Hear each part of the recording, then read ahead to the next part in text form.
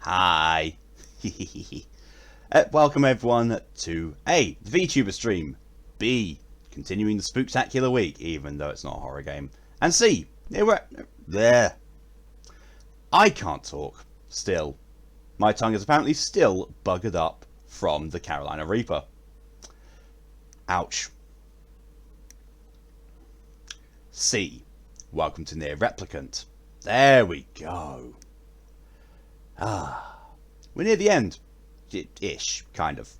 We're near the end of the first ending. Then we'll go straight into going for ending B. And yes, there's more endings. There's more endings after that. Yay. Right, it's going to be fun. It's going to be a lot of fun. And probably not many spooks. Probably. I mean, they threw in that ship sequence, which was spooky as all bollocks. But, yeah. Hopefully not many spooks after that. It's just depression. Let's catch up on some chat and then let's dive straight into things, shall we? Let's actually bring the game up first. There we go. Zero, hello and welcome. You decide what you're going to throw together to go for as Halloween. I wait with dragonated bated breath. Hello, welcome DJ. Tits. I'm going to try and make a computer monitor with craft stuff from Walmart and use it as a stomach, then dress the rest of me as a lizard. Guess what you'll be? A scaly tubby? I don't know. Computer monitor stomach with a reptile. Monitor that's... Oh my...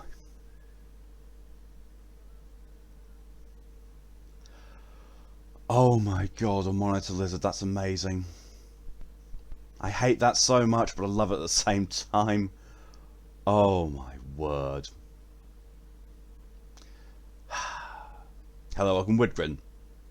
Krang would be another good guess, yeah, but monitor lizard just... wow. Hello, welcome John. Morning, cutie. Can't deny, VTuber avatar is cute. As much as I want to say, no, I'm not cute, this kind of disproves that. Look at the little dragon. Little dragon. Right. I'm going to... how are things? Mostly recovered from the Reaper incident. Mostly. Yeah. So my mouth isn't burning anymore.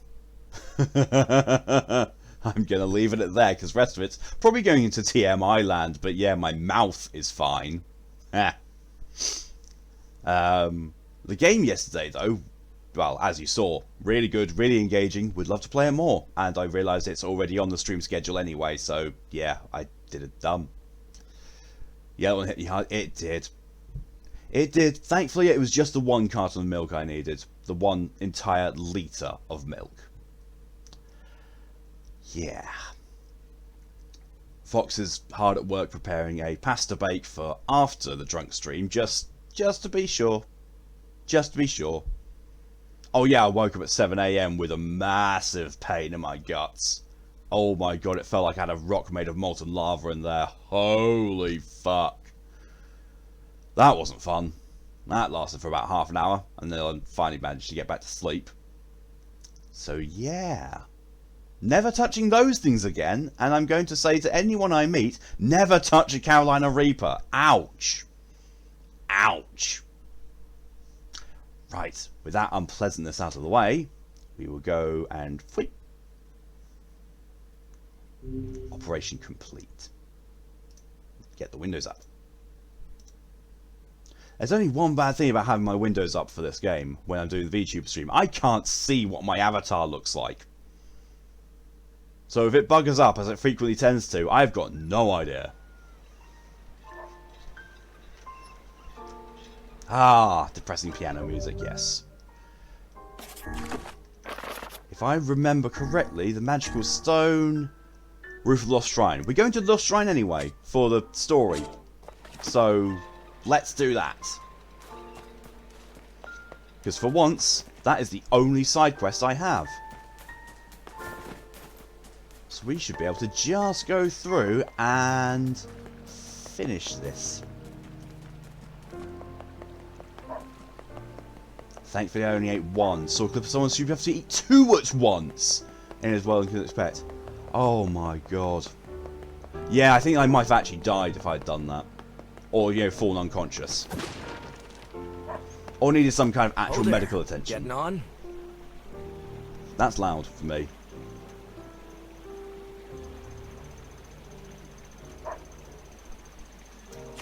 You miss suffering? You miss me eating a Carolina Reaper whole on stream, Zira. You demand a replay. It's there on the VOD, if you really want to. It was quite early on in the VOD as well. After the second jump scare, I think. I was in tears, and then, yeah, I had to basically... I was basically went to the bathroom and was scraping my tongue with cold water-coated fingers. Ouch. Why did you miss the good stuff? That was pure agony. It sucks to be you. Yeah. Yeah. Like, too soon, damn it. What? What's too soon, Maury? Hello and welcome, by the way. Let's all make it back alive, okay?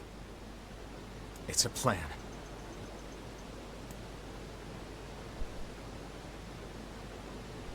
What? You have a life, I hope. Yeah. Yeah? Nothing? I'm worried. I'm worried now. Why is this too soon? What's Maury got planned? I have a concern. You have a lifesaver. Hold up, can. Okay.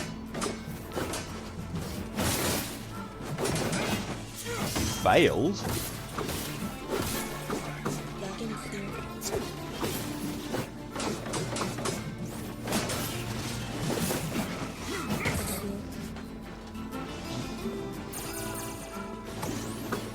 I'm very confused now. As Widgren said, more use confusion. It was effective. That's why I'd say it's super effective. After this whole thing's, it's given me the whole thing of, yay, there's loads of shades. We're actually going for the final confrontation. No, we're not. I'm going to finish that side quest first.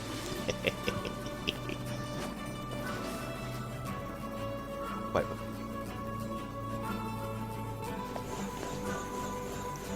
Oh, it's you.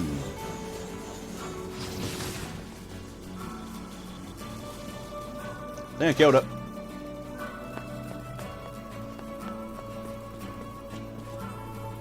Oh, it's on the lap level.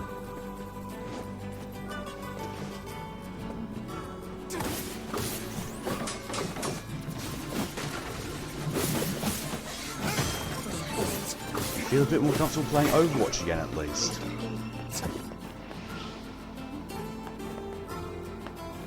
I mean, I know that they've actually put in the name change for...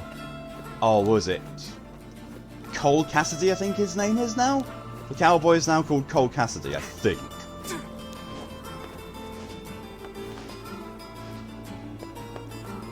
Yeah. I mean, yeah, that's a good thing. That's a good thing. But in my eyes, Blizzard still needs to do a lot to get back into favour with me, because, yeah, sure, they did the name change that they've been pushing for ages, but there's still all the sexual harassment stuff that went on, and the trying to nudge public opinion away from it and try and divert it by saying, hey, look, Diablo 4!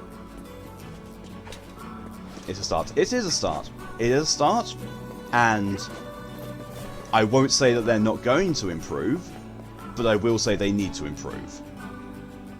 It's not, yes, it's not a fix-all. They need to do more. They need to do a lot more, but this is a very good start.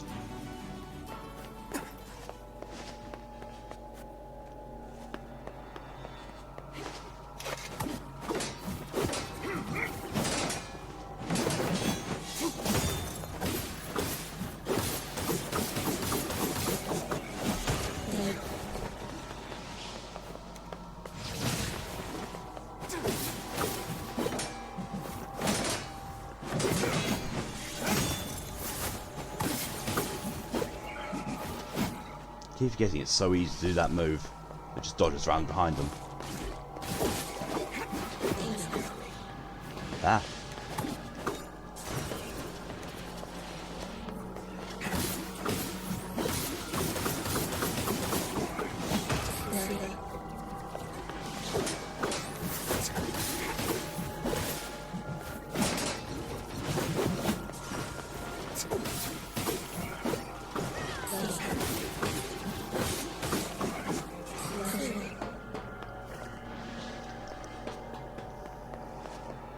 Means I'm going to have to go through all this again, because I'm going back to the village after I get that stone to turn in the quest, before I actually take on the final boss. In theory, I suppose I could just, you know, run past everything this first time then. Might make it easier.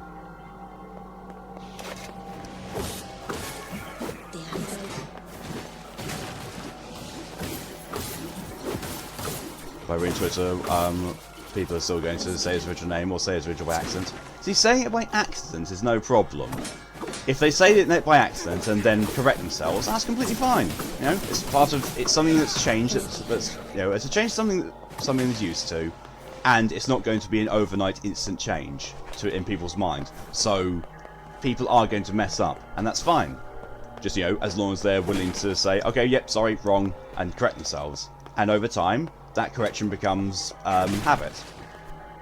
People who say it's by its original name, you know, purposefully, that's just being a dick.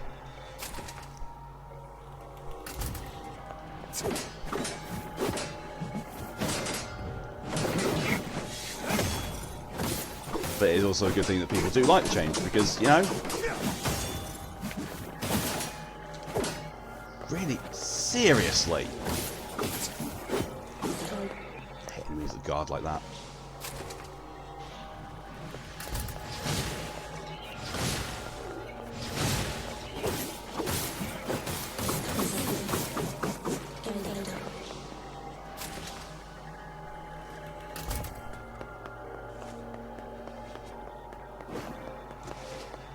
I can see one of two things happening now.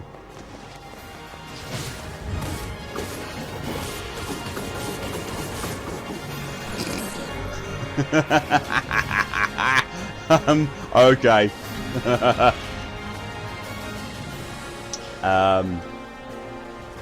Sure. Mini boss, large health bar enemy. Yeah. Yeah. So either I'm going to have to fight all this stuff again, or when I come back, the place is just going to be desolate. It's like, oh, this is just a walk in the park.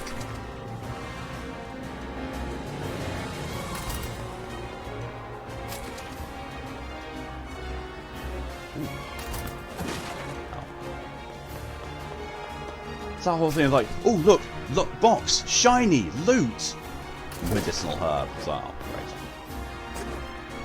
great. Good.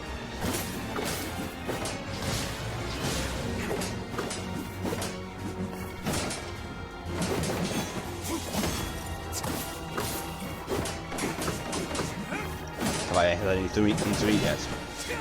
Do you mean since the Carolina Reaper incident, or do you mean today? Because those are two different answers. But one of them comes with justification. Can't remember, this is all Brother NieR, right? Yes, this is all Brother NieR. So the version of NieR that the East got was NieR Replicant, which is this one. This is NieR Replicant with the extra version number on it, which is basically they got Yoko Taro got his hands on it and put in a load of extra content that he wanted in the original, but they couldn't put in. So it's the same storyline of Replicant, but it's got additional content.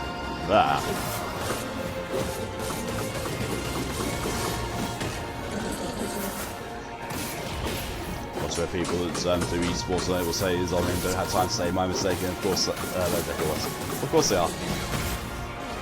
I wish I could say I was surprised, but I'm not. Oh, that's a broken floor. That's why I was, can't go over it.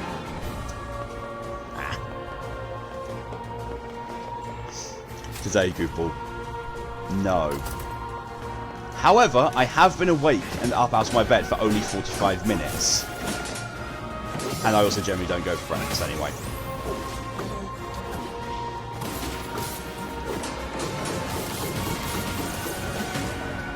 I mean, I do have a bag of snacks here.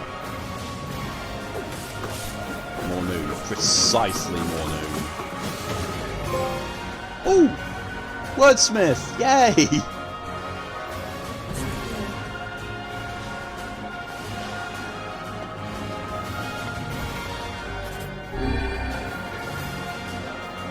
Never cared much for Overwatch besides some of the movies.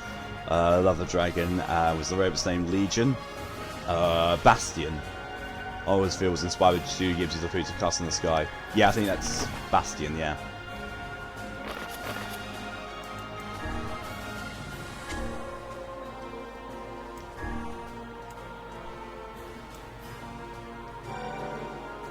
Yeah, I'll do.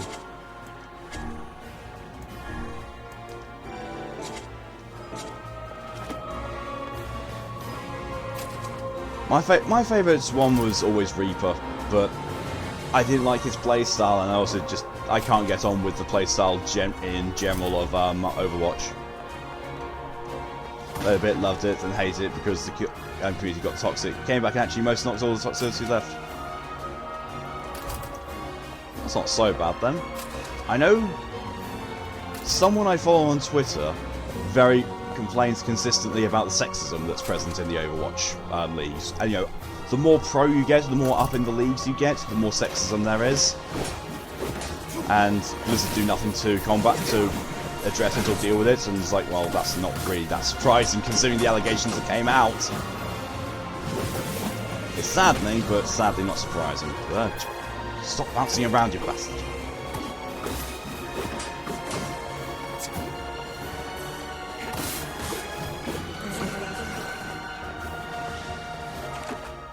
Ah, that's the roof. Ah! Bastards. I always just keep forgetting I've got this spell equipped. Because it's so useful for doing stuff like that.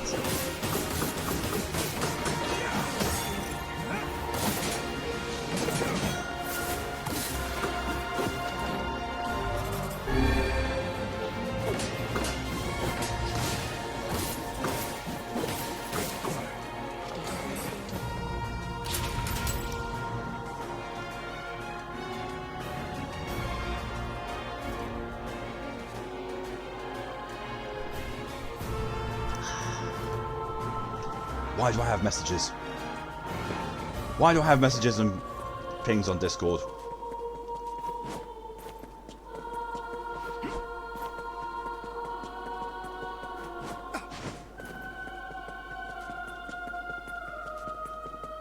Right, time to look for the Stone of Power, and then leave this place. Most anticlimactic end. It's time to go fight the Shadowlord. Nah. Oh, but... Bath. Guaranteed, this is the cleanest thing in the entire stream. Especially seeing his gremlins here.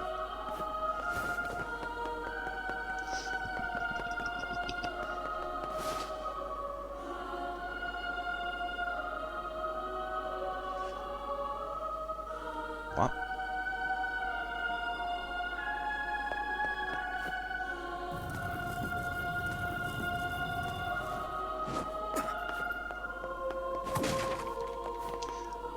I was going to say that I swear this place changes every single time I come here, but at the same time it's like, I don't really come here all that often, so can't really say that.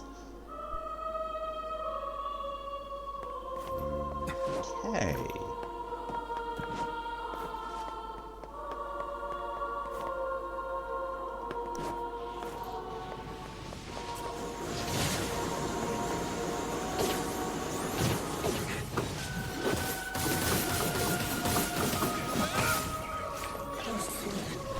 Poppy, hello and welcome. Cute track it is.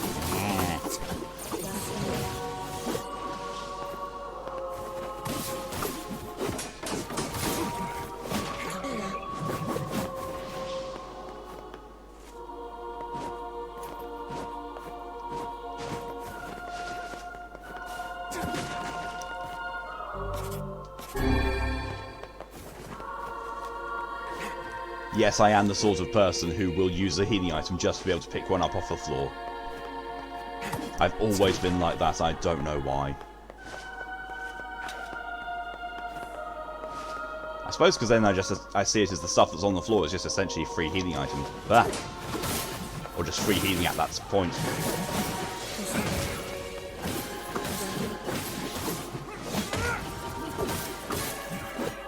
Ooh, Twisted Ring. That's a rare one. Bad habits from early gaming life. Yeah, quite possibly. Recovery. Oh, all. Okay, yeah. Never played it. I love Reaper and Bastion because of their look. Of course, the most hated characters loved by me. Yeah, the reason why Bastion is hated so much is essentially because you can deploy. You can move to a essentially what's a death corridor. Enable his turret mode and hold down R2 and you get play of the match.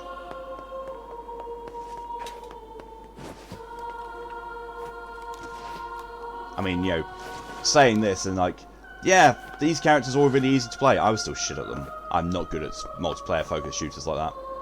Wait. Okay. So where I need to be is actually in this sort of area then. Because otherwise, why on earth would it exist? Oh, there we are. That's what I wasn't sure of.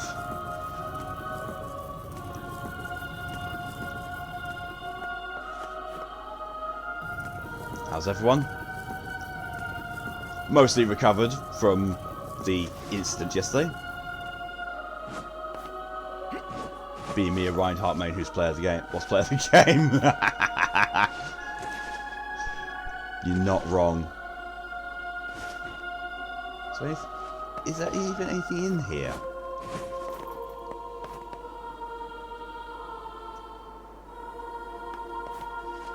Because it doesn't look like it. Like how one never uses things like elixirs and full heal potions in the game like Final Fantasy. True. Very true. Even against Sephiroth, didn't use them. That's the whole thing of like, but I might need these for later. It's the final boss. He might have another phase. He doesn't. I still don't wanna.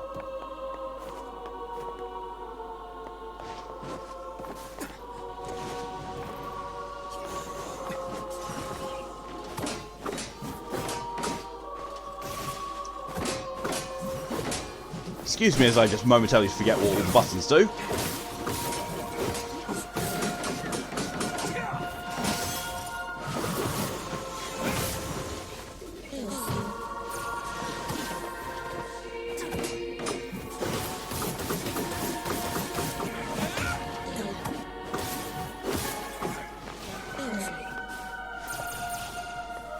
I need to go up or over? Up. I needed uppies! Dragon needed uppies. Or in the case of Final Fantasy VIII, you simply don't have the item command on any character. Yeah, there is that too.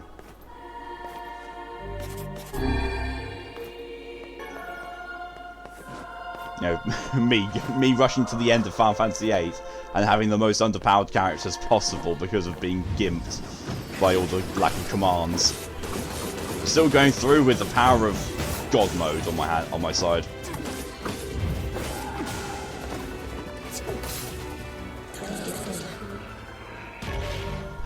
Eye of Power! This must be the Eye of Power. Oh my gosh. I can feel magic just gushing out of it. I must say, I'm impressed. Telling one's fortune with such a powerful stone could produce rather accurate results. Gushing.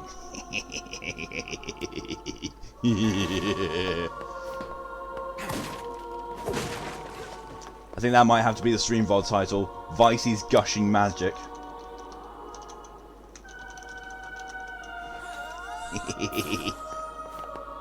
Emil, that was a massive amount of exertion audibly just to cast a healing spell. Like, that was along the things, what an anime character makes before unleashing their final attack. And you just pop a heal. Right, now, back to the Forest of Myth. I think. I'm very certain. I know that's where I got the quest. I just want to know if that's where I need to turn it in. Yeah, bring it back to the client. Final side quest. Woo. Wee woo, wee woo, wee woo. I don't know.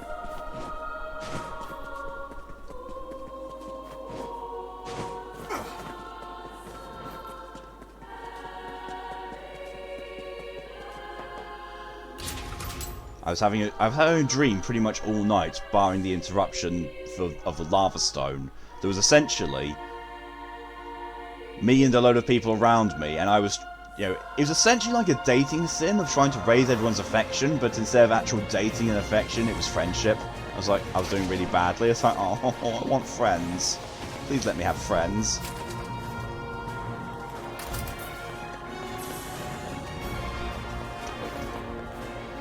He does tend to spread all over the place. His magic, as a Grimoire, doesn't seem to have that other stuff. No, I'm very certain he'd be very enraged if you suggested as such that he did. Oh, this doesn't look like where I'm supposed to go. Oh, it is. It's just reversed. Cause yeah, okay. Took me a while. Yoko Taro, you bamboozled me.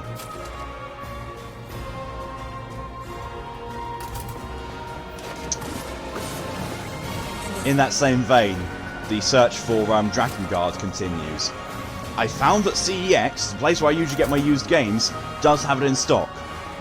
For £50.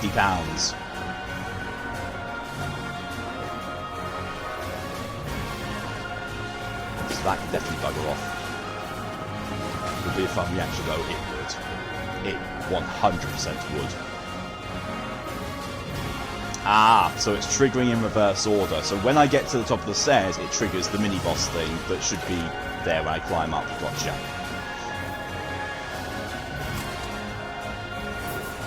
Oh, piss. Get out of my way! Piss spout.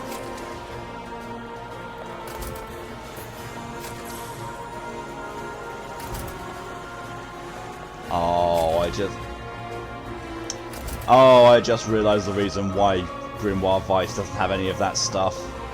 Because if he did, his pages would stick together. That's... Well, that mental image is now living rent-free in my head, and I invite you all to share in it. I'm tempted to now have the stream title as, Weissey Sticky Pages.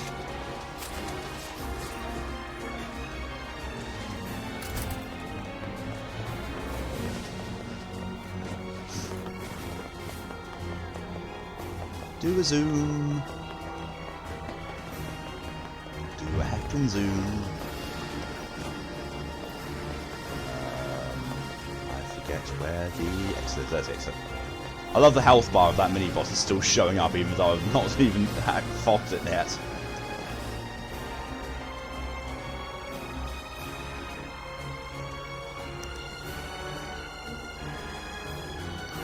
One thing I do know about the VTuber model, even though I can't see it, I know it completely buggers up when I take a drink of something. Well, like, it resets to normal. Yay for having a very bad webcam. Oh shit. Well. I must say, I'm rather surprised you didn't bother to learn how to swim these past 5 years. I can't swim. My weapon is just heavy. Whatever you say, lad.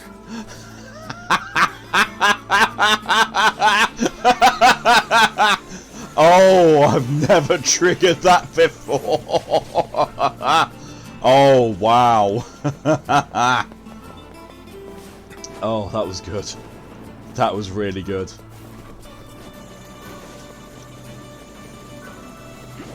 Thank you for your contribution to the SCP stream challenge. Demon Souls, Sicky White stuff. You saw that everywhere near the first beds in Boletaria and around certain NPCs in Nexus back in the PS3 days. Oh, I remember, yeah. I've still got to stream that. I will stream that. I just don't know. Like, I have it. I own it, so I can emulate it. I just don't know whether I should wait until I'm in America so I can, say, look, it's right here. Or If I can... Should I do it here? Oh, there. Yes, we are going to Northern Plains, because that's the closest bit to the Forests of Myth. And the burn vice. Yes! That was such a burn! Whatever you say, lad.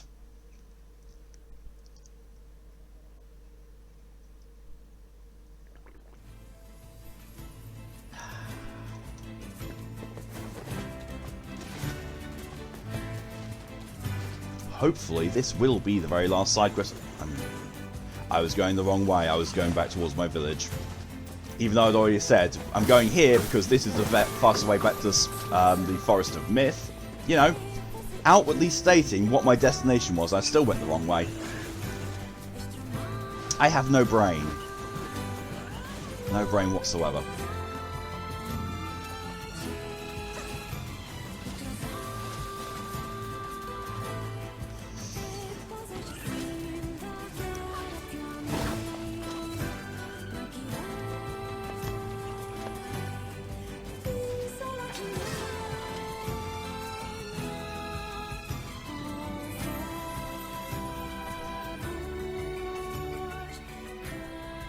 There's the coffee gone.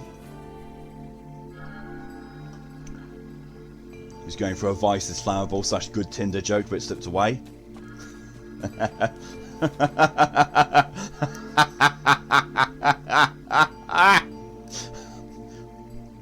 Hot single vices in your area. Just search Tinder.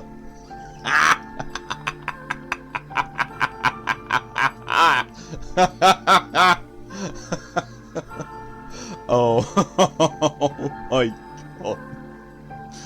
Oh, wow. Ah. Save the hydration reminder weapon. Ah.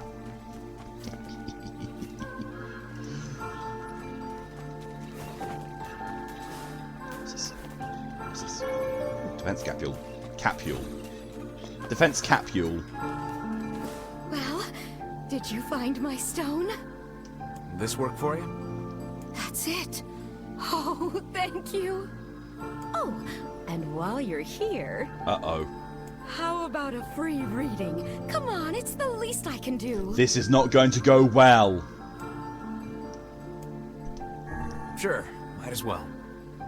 I was going for it for me, laughing great. No, I get that definitely was not what you were going for, but Let's see what the basis of it's just made it for me.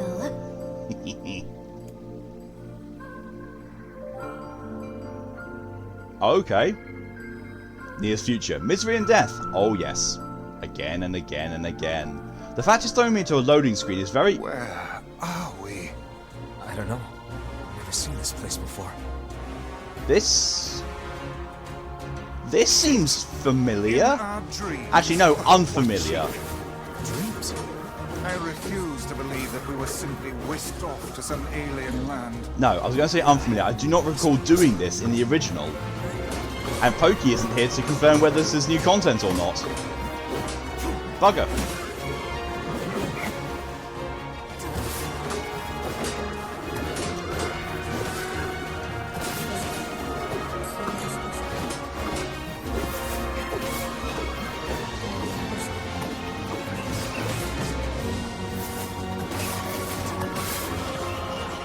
It's like the opening stuff with Dad there. Oh yeah, it was the opening to this game as well. It's just, you know, with Brother NieR still. I'm just confused as to whether this part of it actually existed in the original.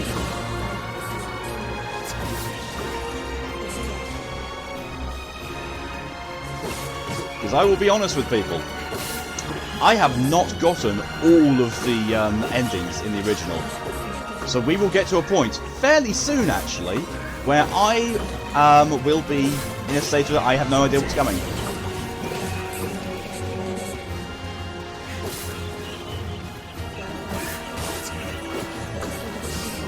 Like a blind person at an orgy, I don't know what's coming.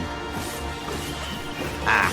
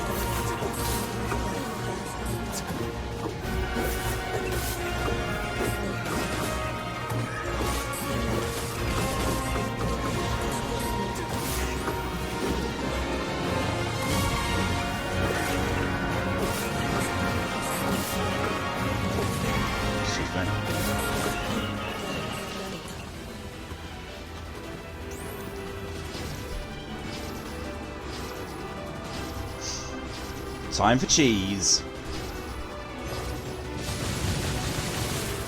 Not quite as cheesy as I thought it was going to be, but still cheesy nonetheless.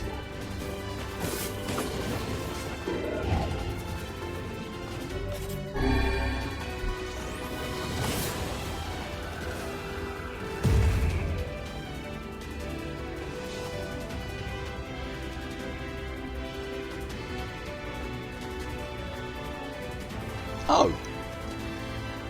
Well, that was it. Just killing shades. Interesting. What was that?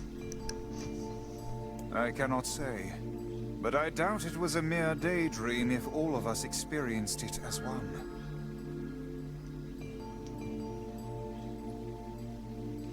I would say that both you and the blind person has a fairly good idea about what is going. Maybe not the exact details, but the overall picture. Yeah. I think I've seen that before. I just don't know if it's going to be an as obscure ending as Drakengard 1 was leading into NieR. You know, to lead into NieR Automata. I don't know. Wow. I don't know what happened, but you guys look pretty shaken up. Yeah. There's a deep inner meaning behind this fortune, but I'm not really sure what it is. I guess I need more practice. Anyway, thanks again for the help. Stop by any time. And NieR will be killing shades until the end of time and I beyond. think I'll pass for now. 10,000 gold. Magical stone complete. What was that all about? I don't know. It gave me some serious deja vu. Did it now? Yeah, like I'd been there before or something. But at the same wonder. time, it felt like something was pushing down on my chest.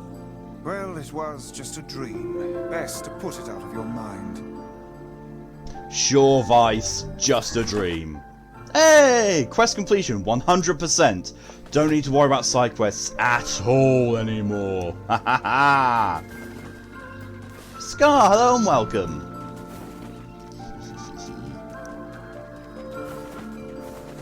You get to see my YouTube avatar. Cute little draggy.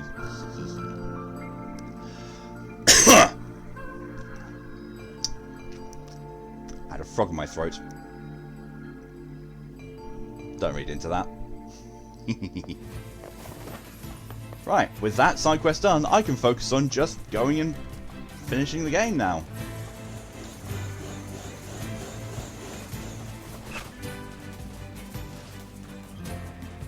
Do a heck and zoom. Do a heck and zoom.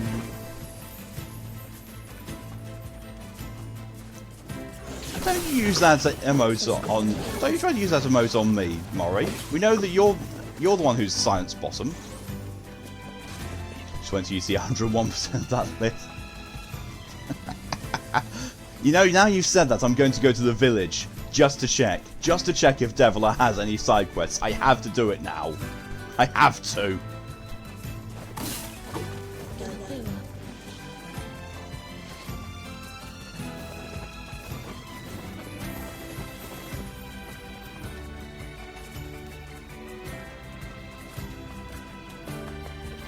I might have given myself a mild spoiler earlier today. Just a mild one.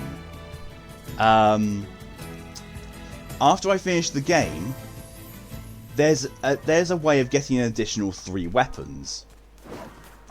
I have no idea what the details are, but apparently you can use NieR's diary after getting ending A, and something happens. No side quests. Good, good. We're good. Your mission is accomplished. The seeds of paranoia are sown. Especially with a game like, you know, Yoko Taro's got his hands on this again. So anything's possible, really. And we've already had, you know, the heart-wrenching parts. Including, you know... God damn it, I still miss Red Bag Guy. I really miss Red Bag Guy. He was this perfect example of how a marriage shouldn't be at times, but at the end of the day, it's like I really miss his stories and just him in general. Thanks, Yoko Taro. Thank you so much.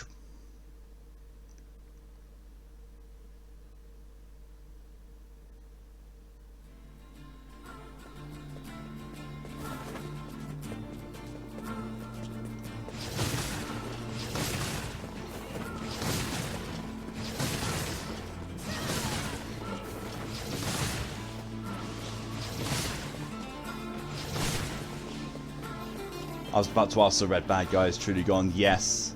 Yeah, we found out what happened to him, and he is unfortunately dead. Halfway into a food coma, and yet I'm feeling chatty.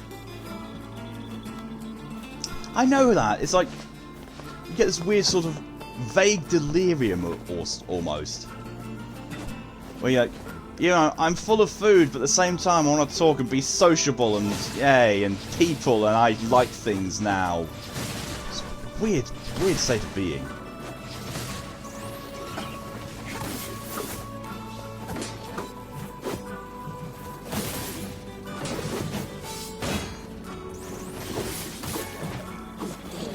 Oh, I didn't sell all my capsules. Oh well. It's not as if I need the gold. I mean, you know, 530,000. I don't exactly need the money. How the fuck are you skipping up the ladder? I have no idea. I really have no idea. I blame Yoko Taro.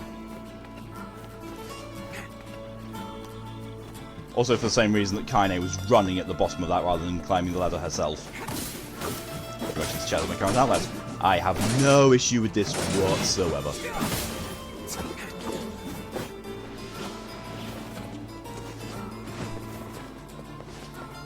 I may be a socially anxious, introverted mess in real life, but online I can generally do with talking. Generally. I'm just awful at it a lot of the time. Very, very awful at it.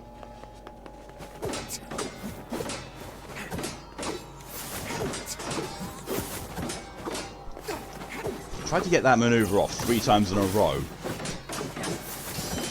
It worked the 3rd time, but put me behind something that was getting in the way of my attacks.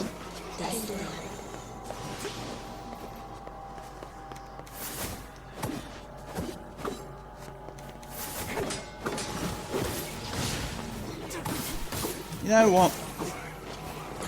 Just gonna skip past these enemies. Well, try to. Because I've already done this. I've already, you know, fought past these once. And they just respawn, so why? Although that mini-boss thing, I will go and kill that again, because A, XP, and B, it drops rare materials.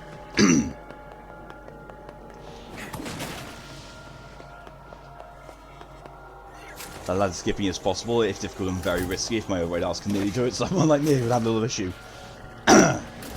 Fair. The thing that really gets me is the bit where he jumps up a few rungs and then seems to go down 1 rung again before jumping up. It's like, that seems counterproductive. Simple machine. No, I can't go up those stairs. I slightly remember this from when I was here, what, 5 minutes ago? Slightly.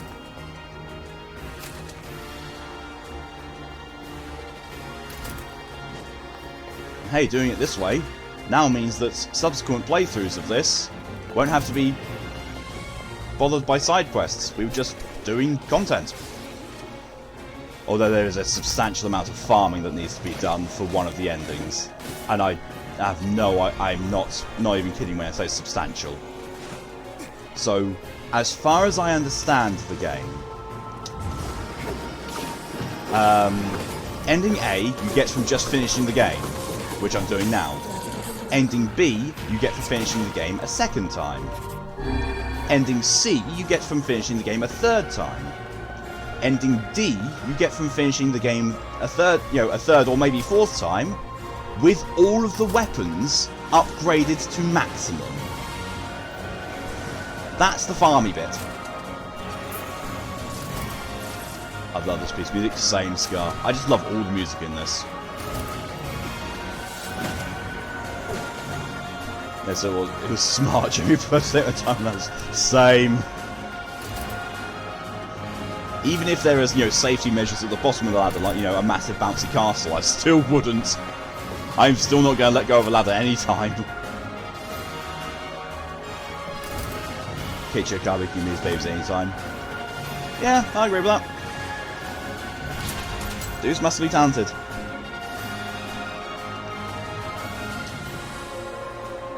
That'd be as soon as all the ones born anymore. At least Automata, you just have to do specific things. Yeah, that is a very good thing about Automata. Is like there's 26 endings in NieR Automata, but most of them are joke endings, and those are all triggered by doing one specific thing at a certain point. The main canonical endings is literally complete the game a few times and then make a choice. One choice you get one ending, the other choice you get the other ending, and once you've done both choice endings, you get the option to do the final ending. It's so much easier.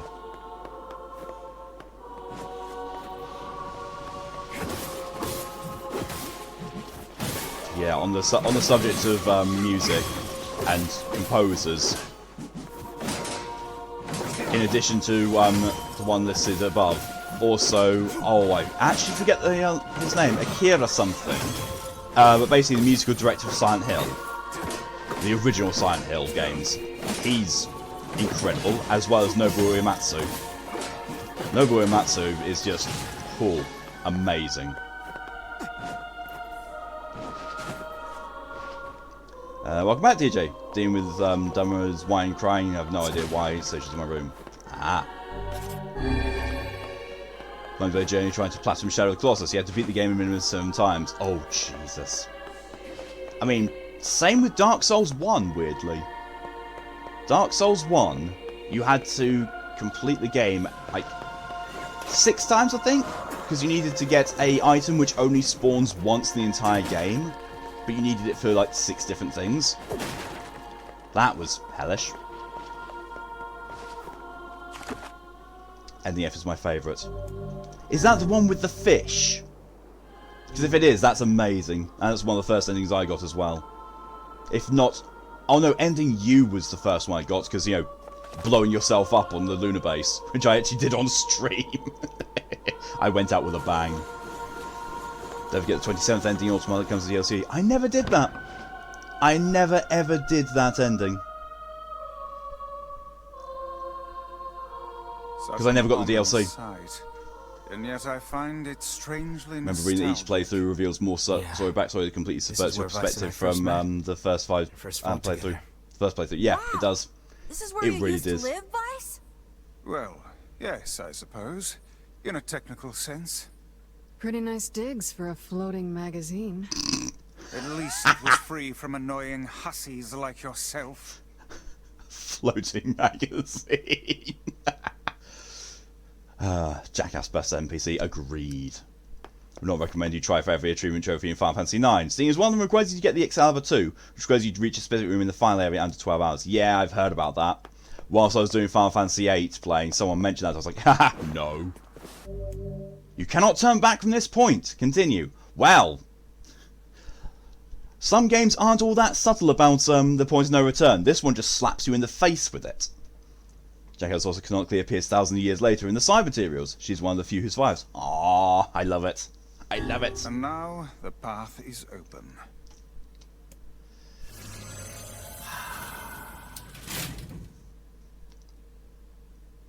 The elevator opens. Why is it always an elevator? Even in Code Vein it was an elevator. And that's got nothing to do with Yoko Taro. Is it me or is lack of music here really, really disconcerting?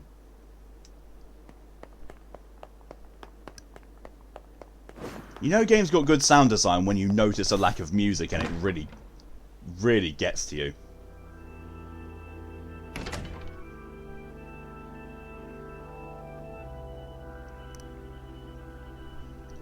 This is also, as I recall, where you get the best two-handed sword in the game, which I think is also the best weapon in the game.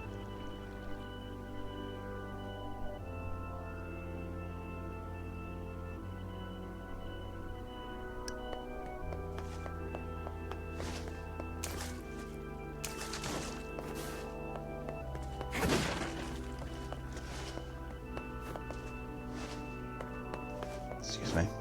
I already want a map of this area.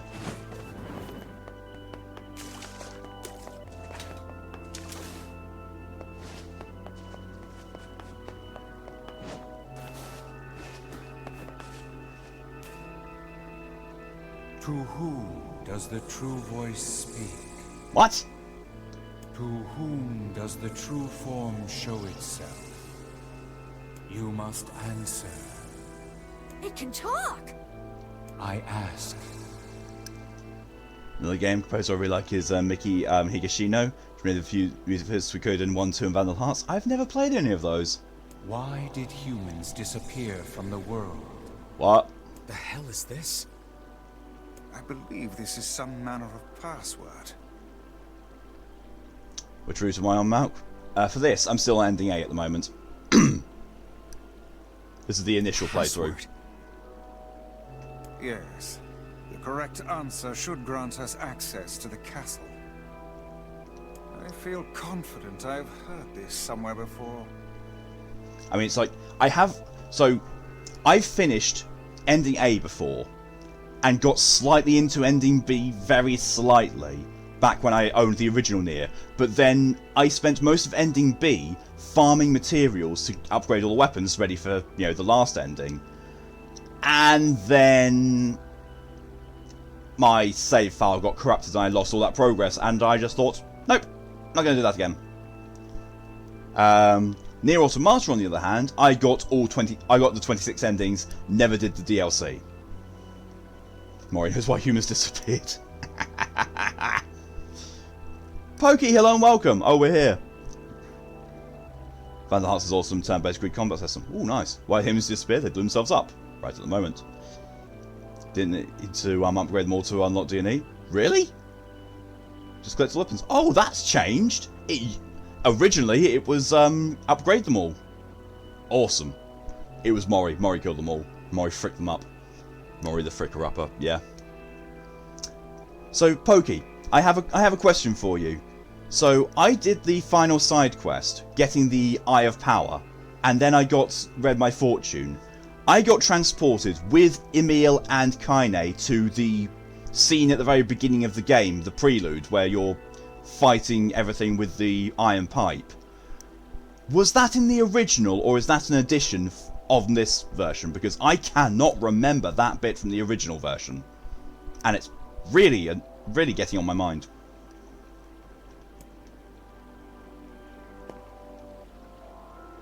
To whom I ask? Why did you? Because of a black disease. I answer, because of a black disease. I feel that's the DLC of the original game. Ah, I didn't think I ever did the DLC. I ask, how can humans extend their lives? By separating body from soul. I answer, by separating body from soul. I ask, what is the destination of souls? They can't.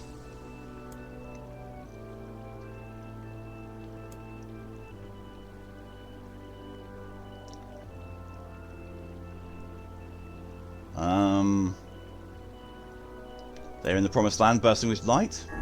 I answer, they are in the promised land, bursting with light.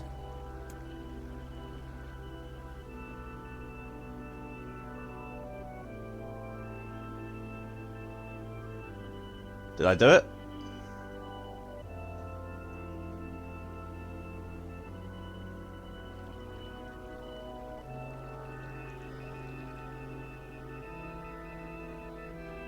Blast. I appear to have made an error.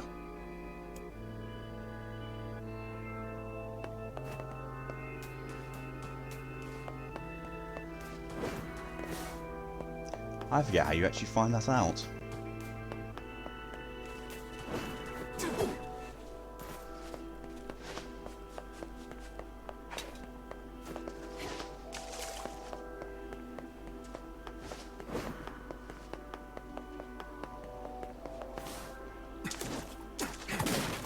Ooh. Phoenix Sword.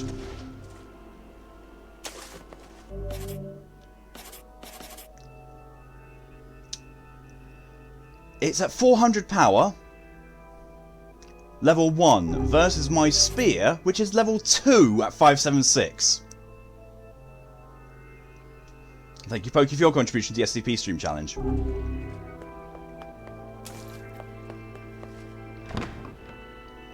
Oh! It just let me through. Oh, no it didn't. And thank you, John, for your contribution to the SCP Stream Challenge.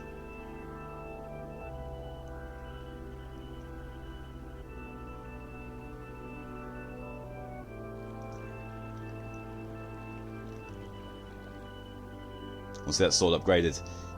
Yeah. It is really good. It is like... I was using it throughout the entirety of the first NieR. I upgraded it, and my good god, it just does more attack power than anything else that I've ever seen. SCP. PP. Okay, so I need to give them the correct password. To whom I am. Why did you must? Because of black disease. How can you? By separating body from soul. I ask. They are placed in their corresponding shells. I answer. They are placed in their corresponding shells. Very well. Ah! You are acknowledged as master. You may enter. Well then, it seems the way is open. Well, that was... Let's CP. I can't. I'd get banned from Twitch if I did that. Oh yeah. It's the twins from your village. Yeah. Popola. Devil. Here we go. What are you doing here? Yeah. Hey, any chance you'll just go back to the village? I mean, I kind of already did after I did the last side quest. This is a very dangerous place. Even if you can find Yona here, you probably can't get her out. How did you get here? Just do this. Shh. We're asking the questions right now. All right.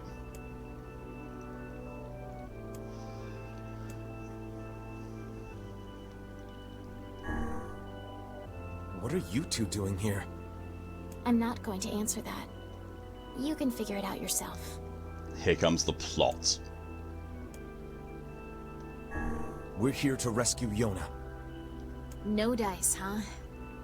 Well, I guess we don't have a choice then. No, I suppose not. How sad.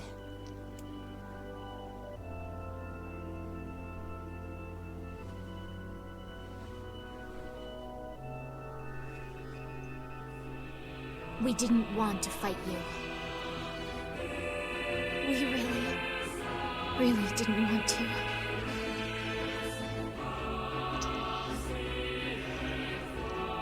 Good news, I get to kill the handler now. What's happening? Sorry, but this fate was predetermined. Still, we spoke to truth. We really wanted to avoid this if possible. We were hoping to put it off for 100 years or so.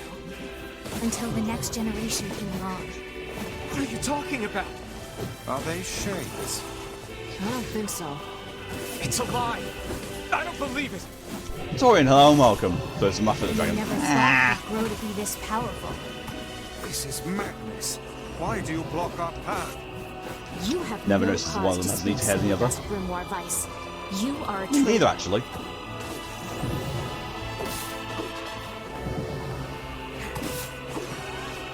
So I'm like, ah. So I was like, oh, nice. Takes more than one hit to kill him. Yeah.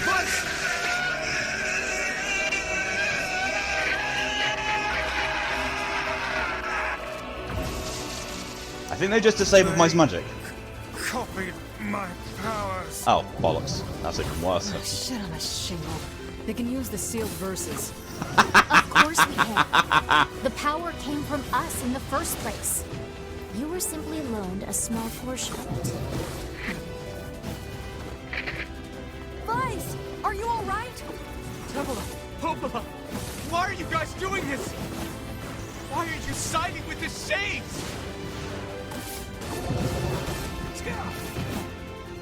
That's a lot of damage.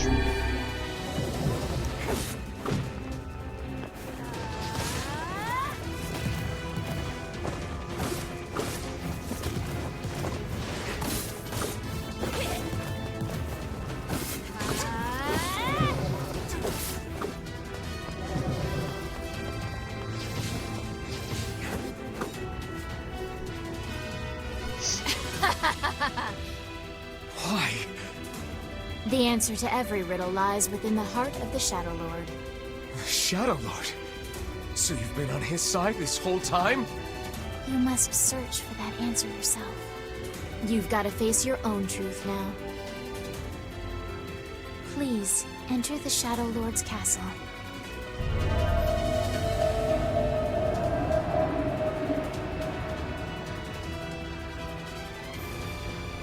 Shut enough.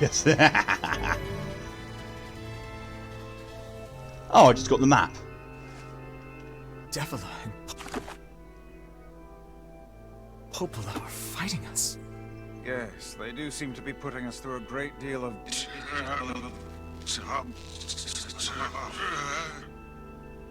You okay, Weiss? How odd. For long years, my mind and tongue have been my greatest assets. Oh shit. But now the latter seems to be... Well, Weiss? do not look at me like that. I am Grimoire Weiss. I am perfect wolf.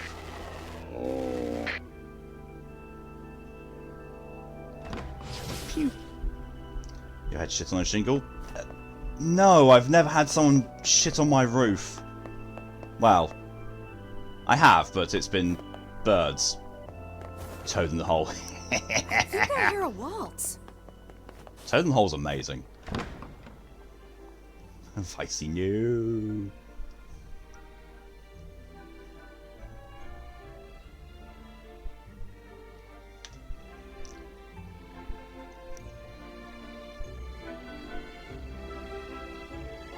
Error. Vice.exe has encountered an exception.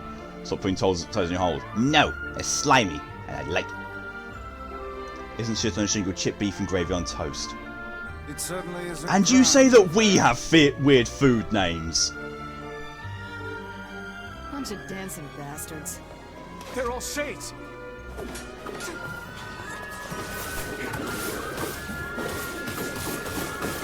I think we're locked in. It's not like I was planning to leave. Yeah, it's a bit late for that. Oh, Kaine, I love you.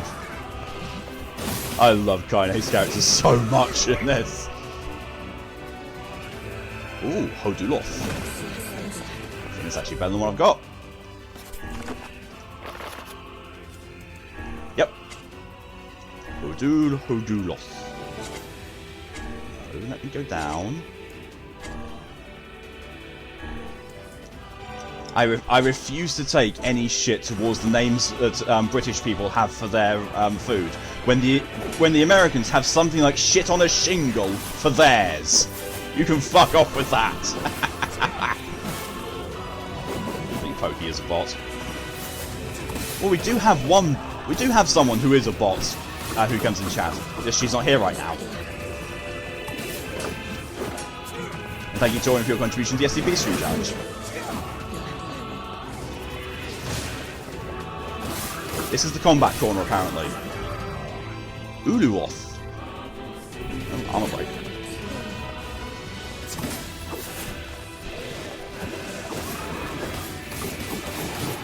To be honest, this colloquial term.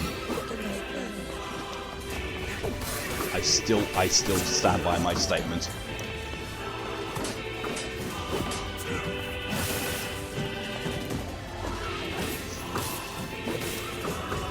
It's like originally in 1960 the US military. Yeah, you can't throw shit at us for having Toad in the hole when you have shit on a shingle.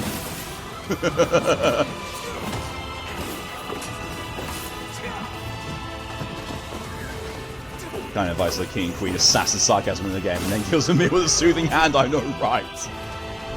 Ooh, sarcasm.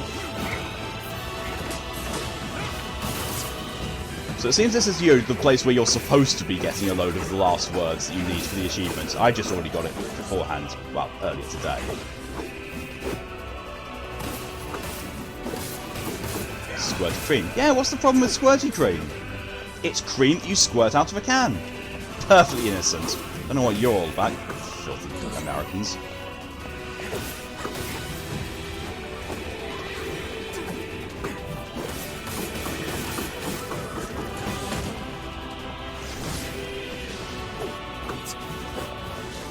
The room looks like a boss fight in Castle. Can't escape his analysis here, so anyway. Nope.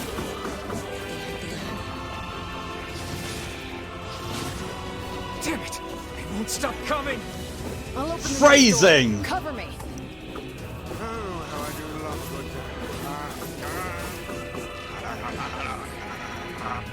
Weiss! Oh, right. Protect the hussy, yes? Good plan. Let's go. Oh my god. Liam O'Brien, I love you. For us. Come on. Oh, come on. Is it time for Kindness to get killed again? Hurry! It's not open yet? Do I look like a goddamn locksmith to you? I mean, yeah, good point. No, you idiot. What are you doing? Lock doesn't want to open? Fine. I'll just break it down. Ah! Stop, you impatient fool. Who will Mark give me squirty cream on my pancakes? Goddamn no good. Dragon bullshit cream. bastard. Everyone wants my Open dragon the cream, fuck up apparently. already. Ugh. We don't do Frizz anymore. John wants some of my squirty cream as well. Look out! And time for Kaine to die again. Kaine dies to balls. We translate one to English, so the advice sages catch up to them. Yeah. Do the same thing, Kaine. Yep.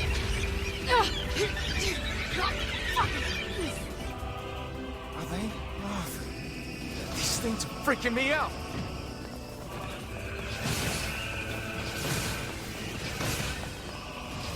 Kaine, what's wrong? We need to help Kaine. Kaine, what's wrong? She's been run over. You okay? Yeah, but we got problems.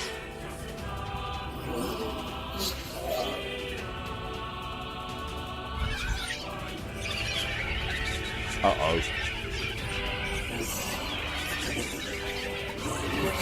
That's not good. Oh, that's really not good.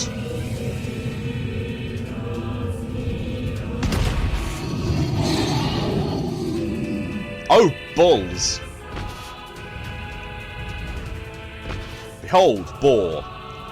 Ah, yes, like the immortal Dark Souls saying, time for boar. Kaine? Alright.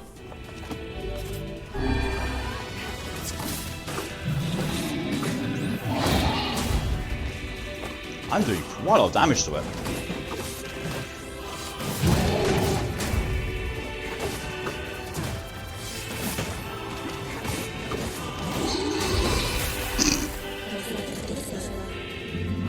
Tiger means out delivery. Yay!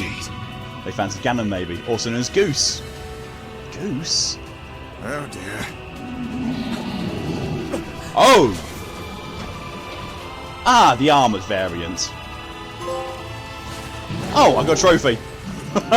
I got a trophy. I think I killed a boss quickly.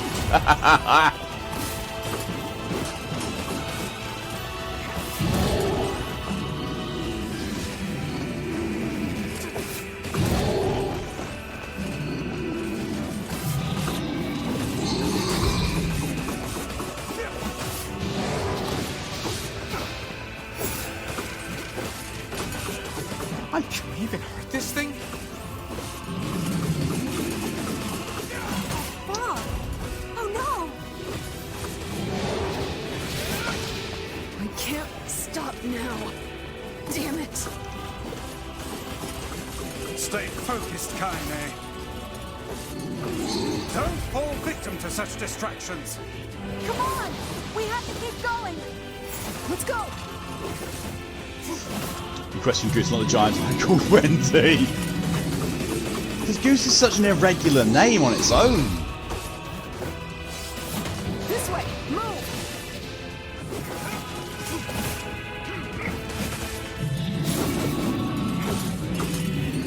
Oh, yeah, I remember.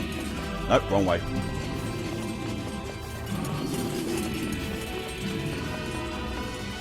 So just have massive deja vu. Playing this boss fight, me playing Smite. Ah!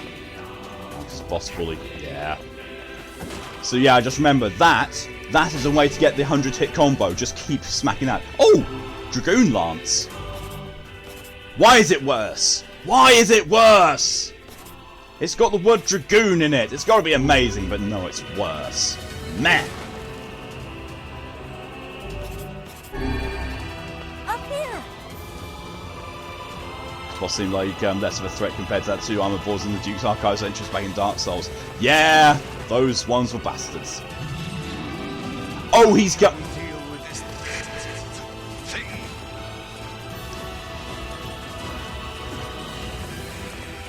We deal with it by running like fuck.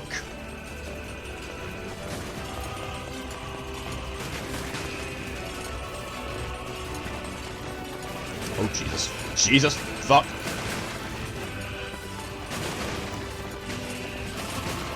Fuck! Fuck! Fuck! Fuck! Fuck! Fuck!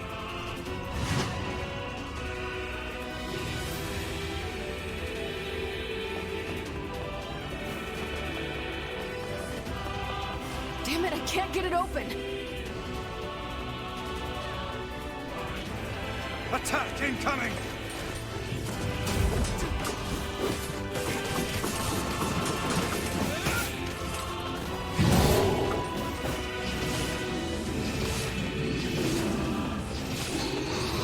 The entrance is locked too. It seems we are in a bit of a predicament. I wonder, is it going to be a case of make it slam into the Strike door? the beast while it's down.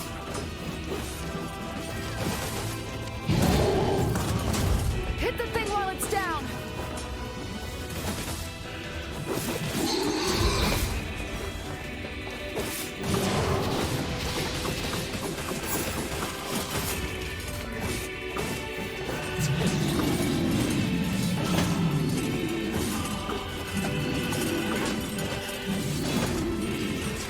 Well, I did something this time. I got my ass kicked by fog, is what I did.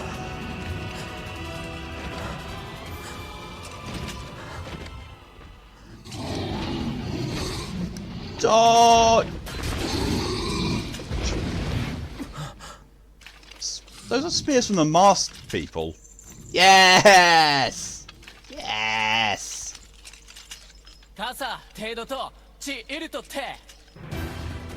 Ah, the King of Facade. I'm surprised he gave us so much trouble as he shakes off everything you just did.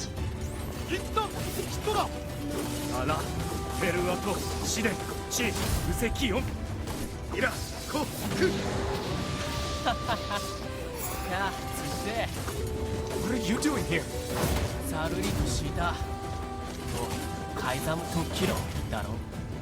You are correct.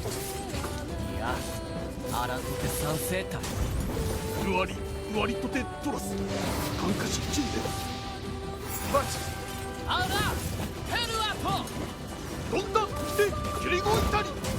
Aww.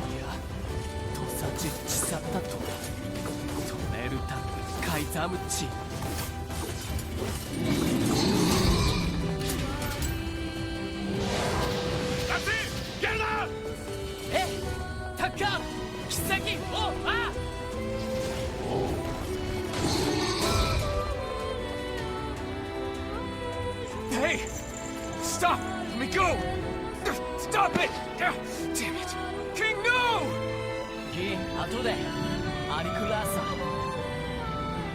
Aww. Thank you for hydration reminder, DJ. No! Open the door! You can't fight that thing on your own!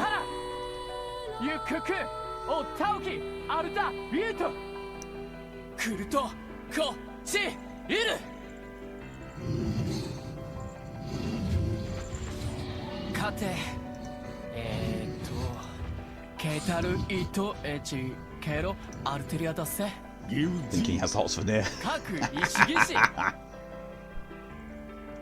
心中カレルタカイザンテラスなんだ、荒立て。ウラーヌ・ペルア・ト・チ。 What am I doing after this today? Going immediately into the drunk stream with Fox. Open the damn door! Well, having a short break between them, but yeah. Knock it off already. Let's go. Kaine. He's fighting for you. And for Fira.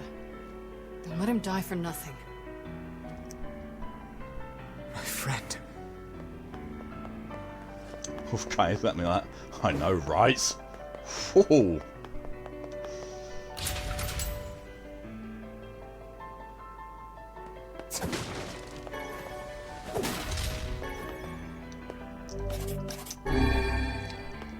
Healing items. I wonder if it's now preparing me for... Yeah, more health salves. More health salves. Oh, this is our one today. Yes. I mean, if you need me for something, I can have a chat with you during the 5 to 10 minute break I'll be taking between the games.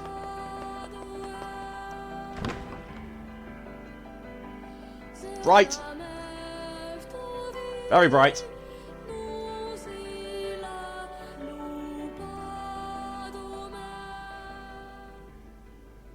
Ah.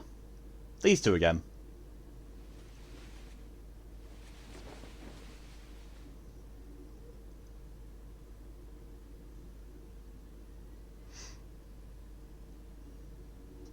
Devila. Popola. Oh, look. You made it.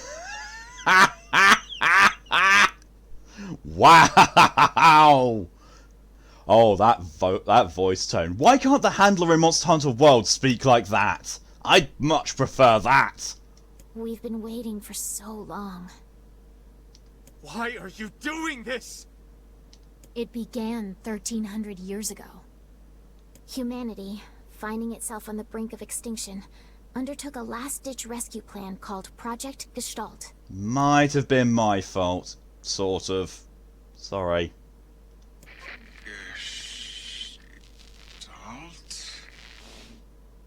Do you still not remember, Grimoire Weiss? Then let's give you a refresher. Oh.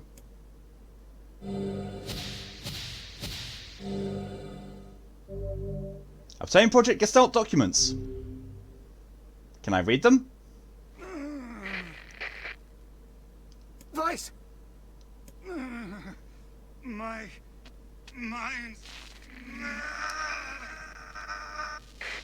Please wear your Vault-issued eye protection or extreme eye damage may go and face in the bright light. I know, right?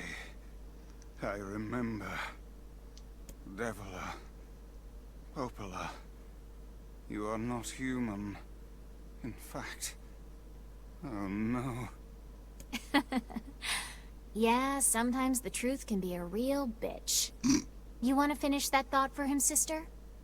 All of us, every person standing in this room, are mere shells created by the true humans.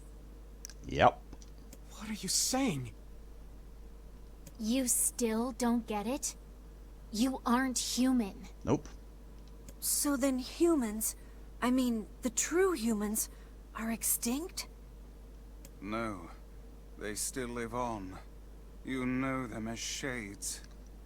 Boom. Each shade is a twisted remnant of what was once a human being. Crazy, huh? Now let's skip the part where you stand there with your mouths agape and just get down to business. Wait. Wait. Sorry, but we're gonna be needing that shell of yours. The rightful owner has been waiting for a very long time. Please don't be angry with us. We are only doing our duty. Our endless existences have a single purpose: to control the lives of others in accordance with the will of the true humans. So they went hollow on the extreme. Kind of, yes. You have your own motives, your own desires. And we have ours. I fear it really is just that simple. Don't speak such foolishness. Sorry. You're not sorry.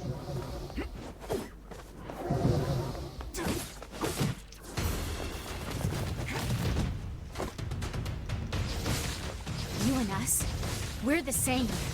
Tools in the hands of a master. No, I'm nothing like you.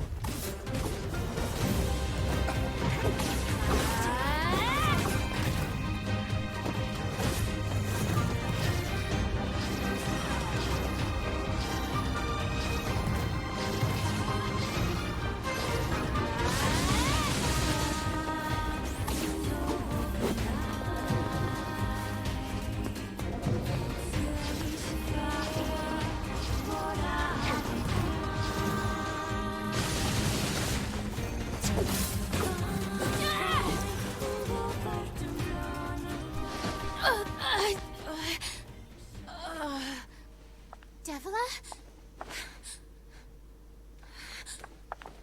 Devila? Gotcha. So here's the other time the duet version of the Song of Ancients plays. Yeah. Now I want the name of that of the music. Song of the Ancients, duet version. Popola, are you crying?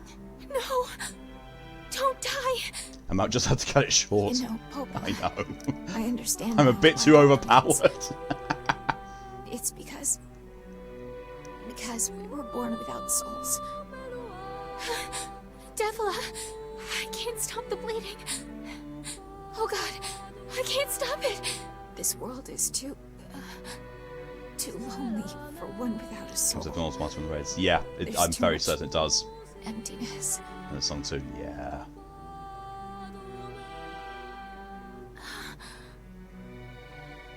Our souls are missing. And yet somehow our tears still work. It's kind of weird. Sorry, sis. I love you. Devila. Devila! Don't you go! The song too, yeah. No, I can't be alone! I also love in the Final Fantasy 14 raids how they combine Final Fantasy music with this style, and it works beautifully. Popola. Let's stop this now. Stop. Stop. Now you want to stop? Say the line, Popola. You think you have the luxury to stop? You cut down my sister like a goddamn animal and now you want to stop?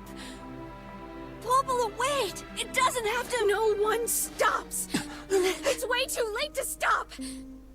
No one stops! Please, don't do this, Popola! You and Devila were like parents to me! Those two have watched the world wither for time immemorial.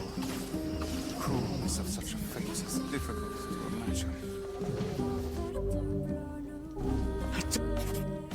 And now it's the solo version. I don't want to do this! I don't want to fight her!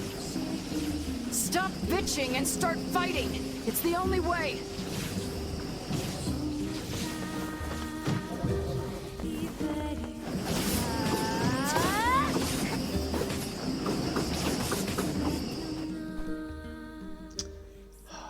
That bit didn't feel good.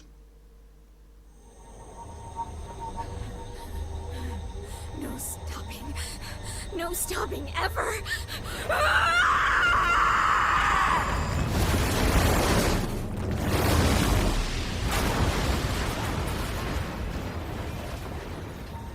The bridge! Blast! We're trapped! I've got an idea!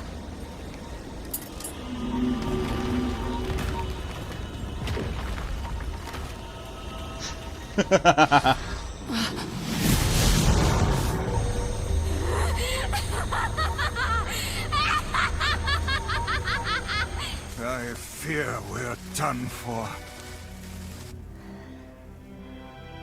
It'll be all right. Oh no, Emil. No, no, no. You know, when I was young, I hated my eyes. And now that I'm older, I hate what my body has become. But there's something else there now. Something like pride, you know? I mean... Notice how the background, it looks like a all this, city from modern days. I couldn't have become your Notice that? friend. Here comes Misery. Bye, Yeah. my friends. Thank you for everything. Ninja kids in my kitchen cutting onions. NieR. Same. For so long, all I could do was destroy. But now, I have a chance to save something. No! Now get going, okay? Emil. Don't worry about me. I'm gonna be fine.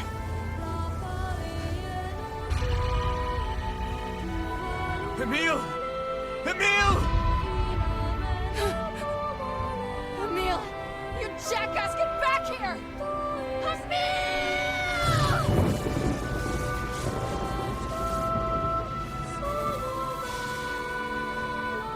Oh dear. Kaine's so unstable, and Weiss can't stop arguing with people. I hope they can hold it together once I'm gone. Well, I guess they'll just have to learn. God damn it, Yoko Taro.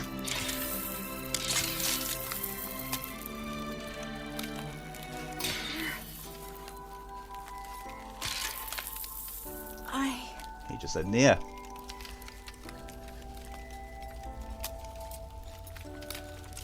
I want to see you again. I want to see all of you again.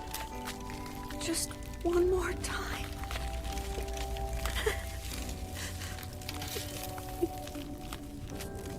I'm scared. I don't want to die.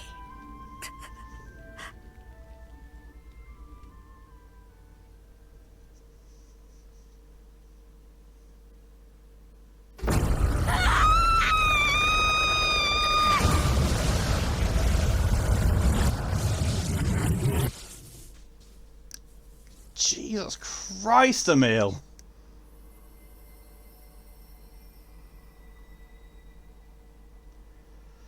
Ultimate weapon did an ultimate weapon.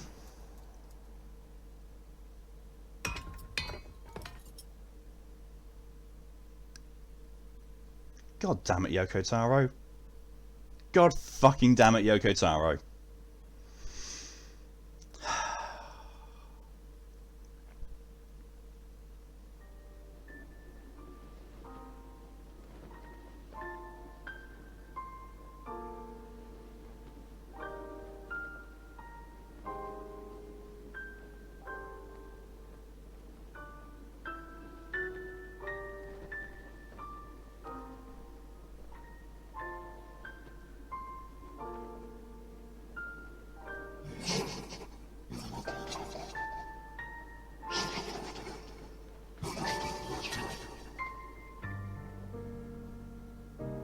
What that whole project itself is about. I know, right?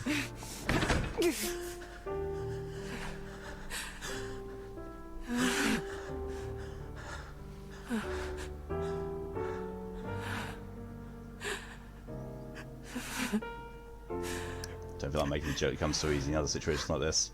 I know, right? Really, really hits hard. Really does.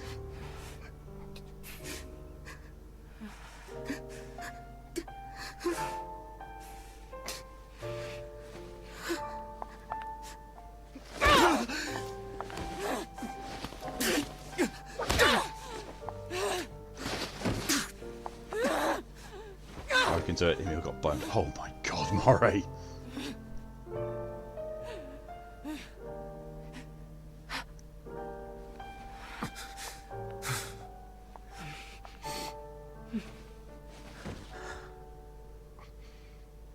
Let's go.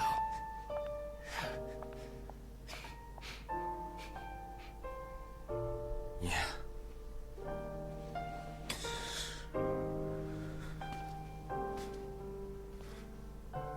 Where's Weiss in all this?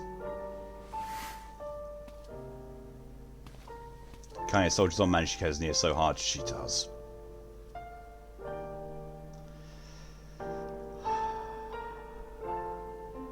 Let me guess, there's no... Yeah, no.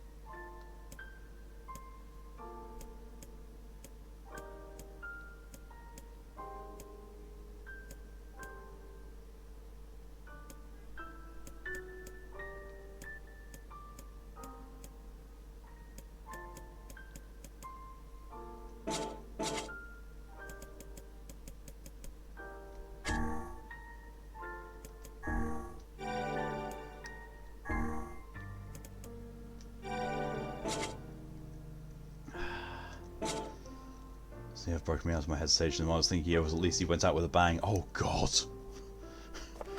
Oh god. Wow.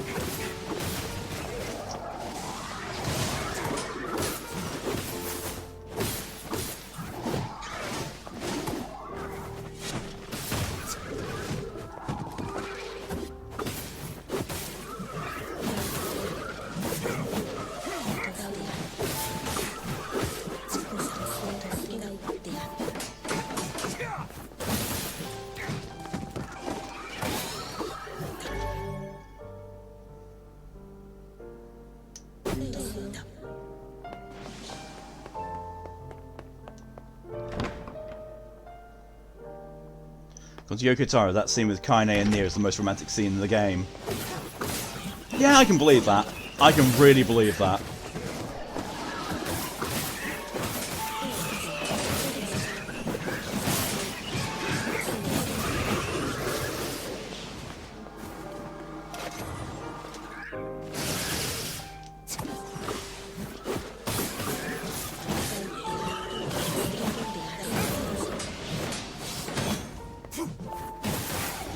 Still will never forget the fact that, you know, when someone said that they love Drakengard 3, Yoko Taro's response was, I'm sorry. Again to read Gestalt. Oh yeah, that's a point. Thank you very much for reminding me of that, Pokey. Thank you very much. I would have really... Status? Documents. There we go. Project Gestalt Report 0923. This I don't think I actually ever read the first time around. I really don't think I've read this. As noted in the previous report, implementation of Gestalt mode can prevent the white coronation syndrome that we recently experienced. Transfer of bodily information to civilization repressed replicants is proceeding as planned, with the genes of the originals safely stored inside. Our role as surveillance androids to prepare for when the incurable bacterial disease eventually dies out is also underway. So far this is proceeding without issue. Observer 021, codename Popola. Project Gestalt Report 9182. This document discovers potential strategies for the relapse cases. Alright. For the relapse cases we have observed in recent years, the term relapse, of course, refers to the catastrophic loss of sentience seen in certain gestalts. This syndrome has defied even our most pessimistic initial estimates and continues to trend upwards with disturbing speed. With some relapsed gestalts beginning to attack replicants, there is an urgent need to take comprehensive action.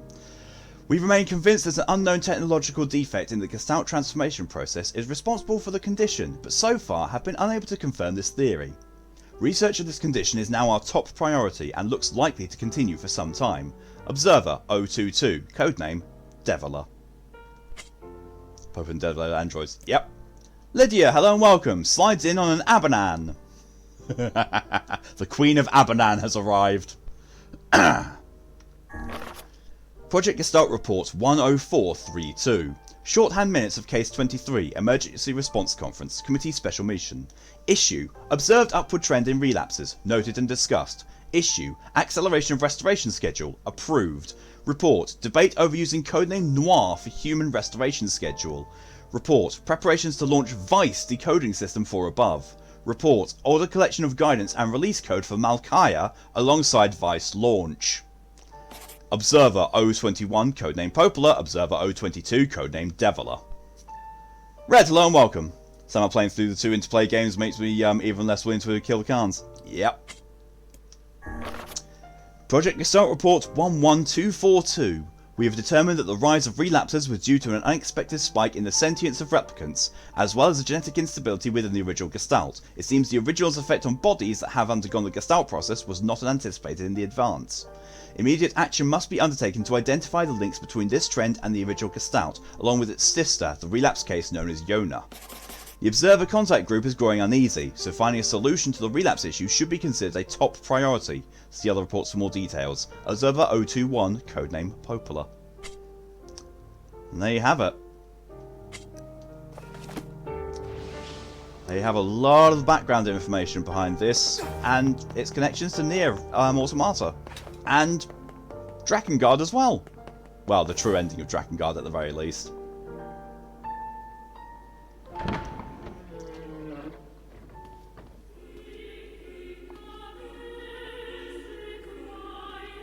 Does that count as betrayal? Complex subject. What I do know is, welcome to the final boss! Totally the final boss of the game. There is no other thing behind this boss. Honest Gov. This is the end of the game. Honest.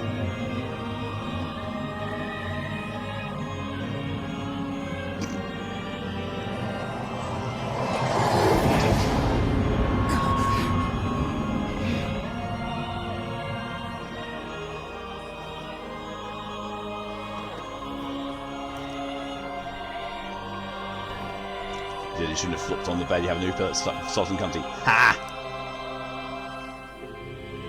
Never played so I can sense Carcast, might never know. Oh yeah, I've already spoken about, there's multiple endings to this game, and after finishing this one, it goes straight into the second playthrough. Strike hard. Hold nothing back. I don't believe you. I wonder why. How could a mere tool hope to stand against the Shadowlord? Don't speak in such a manner, fool. I am nothing like you.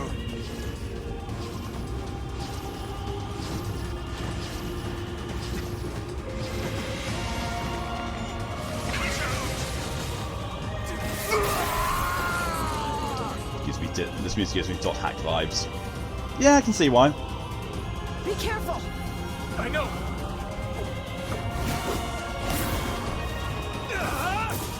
That's a lot of health already.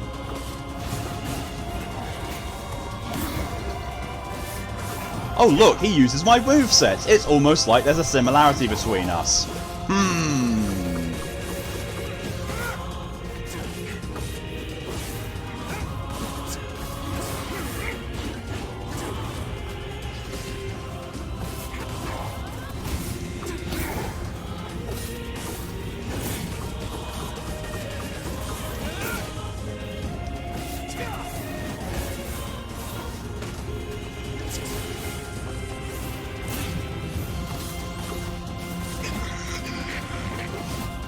Weiss, you alright?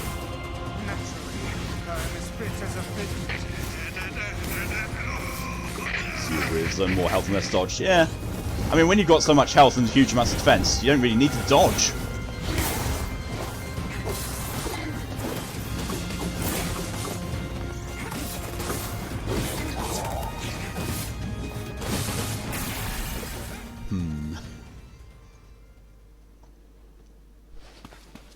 Wait.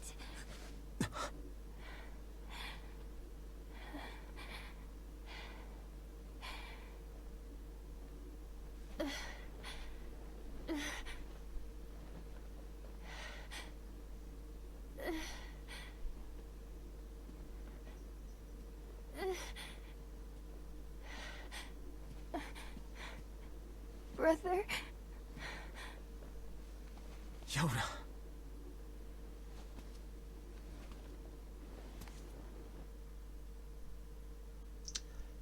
Yeah.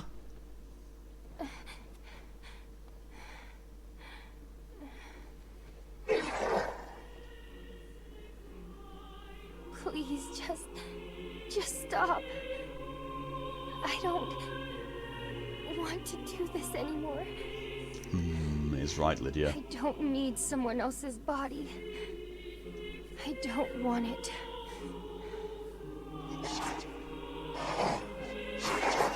There's another girl inside this body. I can hear her. She won't stop crying. She says she wants to see her brother. Yoda's been possessed? This girl loves her brother too, just as much as I do. It's not right, you know?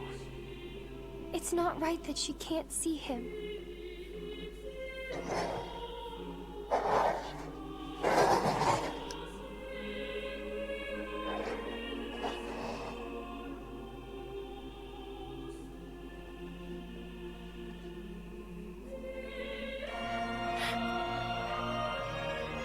It's you, isn't it?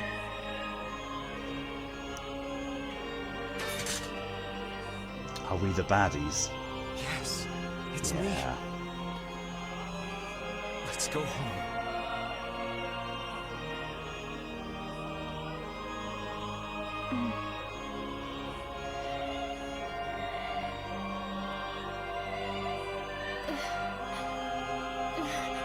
Welcome to Yoko Taro. Yeah. Everyone is the bad guy.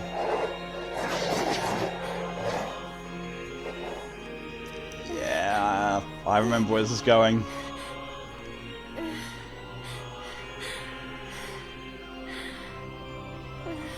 Except 9S. 9S can fuck off.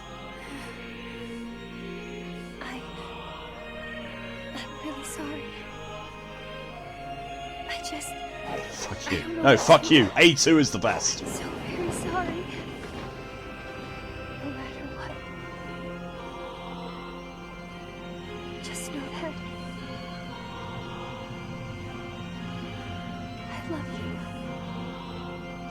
Yeah, that's a good boy. Did nothing wrong. Did everything wrong. Wouldn't shut up. Wouldn't shut up. Wouldn't fuck off. Wouldn't die. Bad boy. Hurry. The shade that possessed her is gone. See him and Yo just kills us. Yep. Right in front of her brother. Yeah, he's not happy. Cut! Watch over Yoda for me. You don't understand your sadness. You think I'm gonna sympathize with you? I swore to protect my sister and my friends. If someone puts them in danger, they must stand aside or be cut down. Now come on! Let's finish this!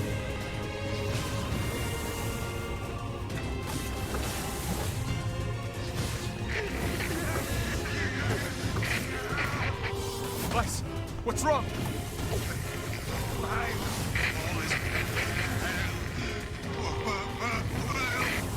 You're freaking me out here, Weiss. What are you doing? Come so... Do it! Killing blow!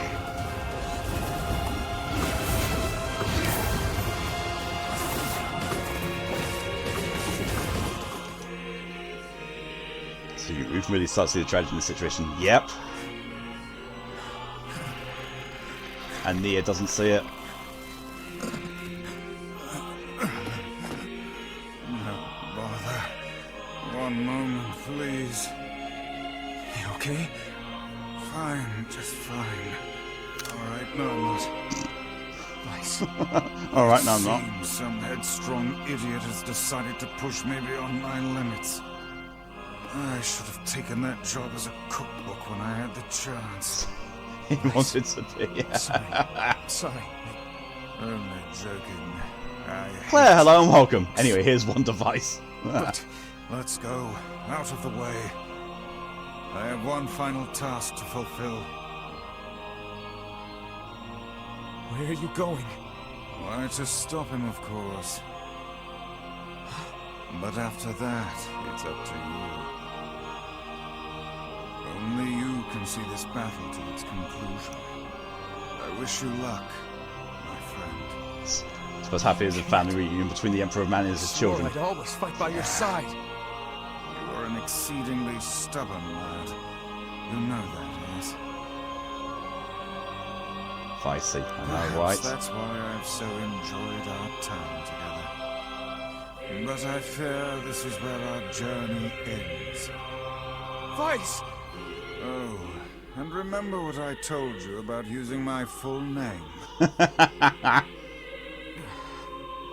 Well, forget it.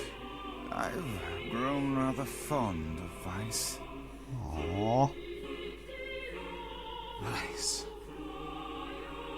I knew you'd come around. Don't let it go to your head now.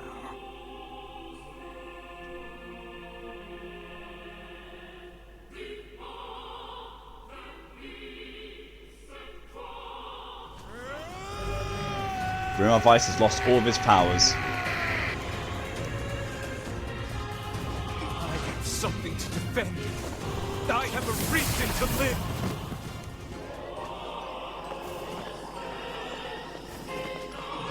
Shadowlord.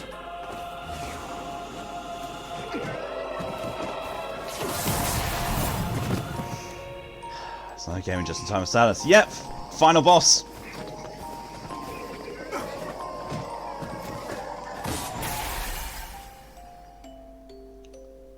This entire game. Yeah, pretty much.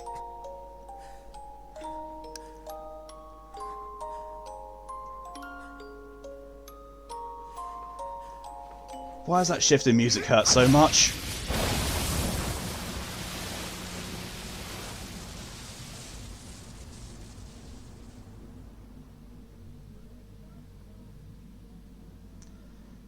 That probably wasn't the best thing to do, NieR. Probably wasn't. And thus begins the end of humanity. Yep. And of course he used music box that. Of course.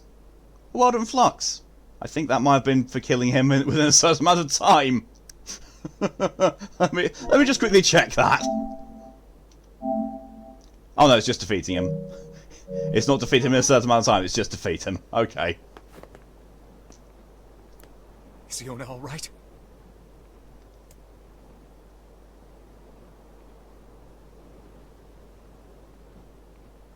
Oh God, no. Oh, please, the girl is fine.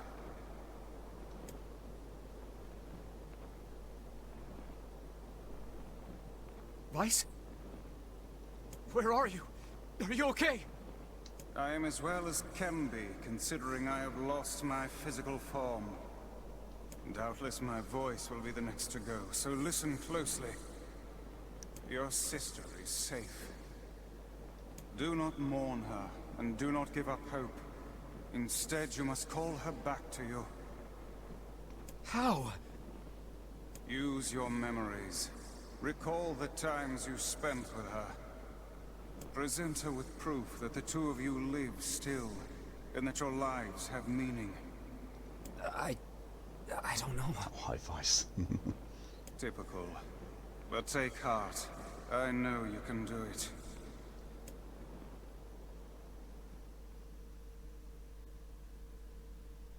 What's my favorite food? Cookies. What's my favorite book? That's my magic storybook. What's my favorite place? Home with you. What's my favorite flower? The lunar tear, of course. Fucking flower! Okay, one more question. Who do I love more than anyone?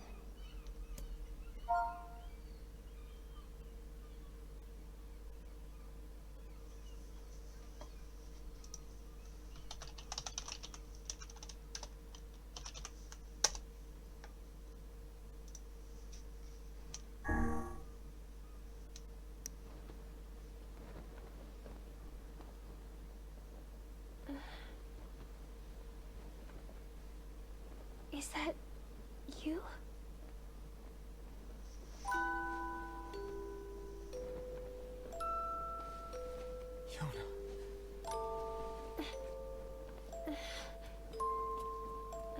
Sweetness, these questions answered almost gave me diabetes. I know.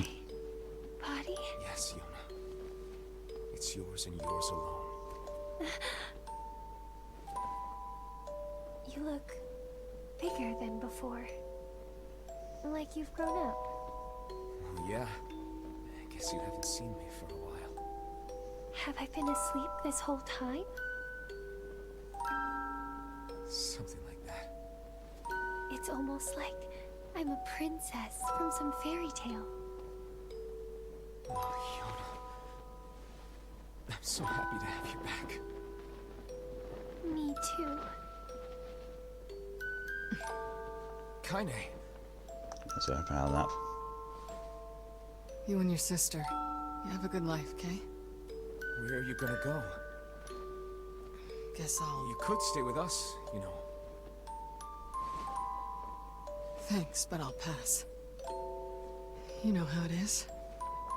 I got my own shit to take care of. What do you mean? Personal shit, alright? Anyway, take it easy, yeah? Kaine. Hey, look. It's beautiful.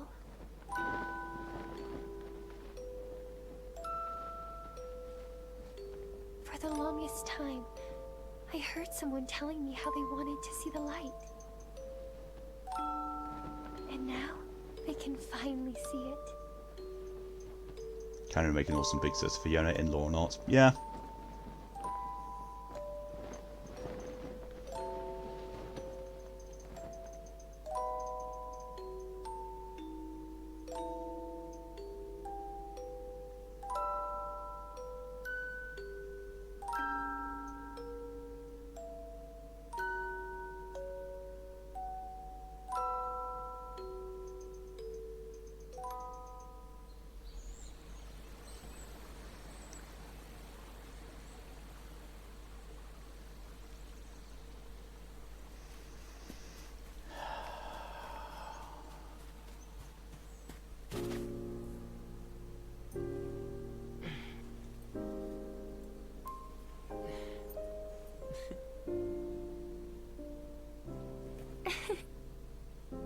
Thank you. I love it.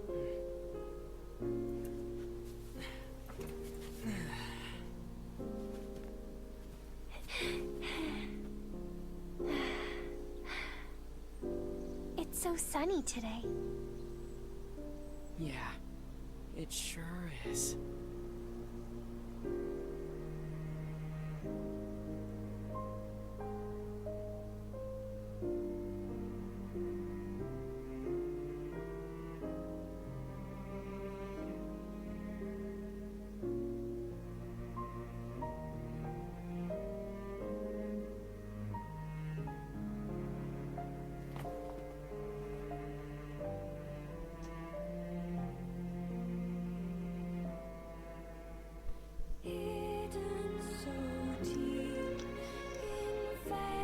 And there we go. Ending A.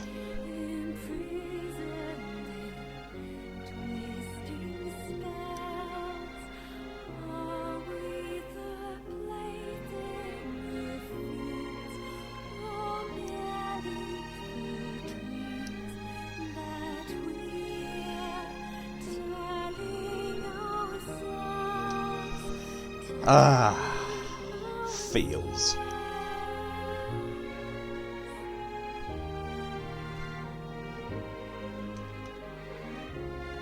It's not letting me skip this bit either. So I guess we're going through the entire alphabet. Will I be rolling to a second playthrough now? I indeed will. We are going to get through all of NieR Replicant. All of it. Every single ending. We're doing it all. And then we're going on to NieR Automata. It'll take a while, but it'll be worth it. Because both games deserve to be experienced in their entirety.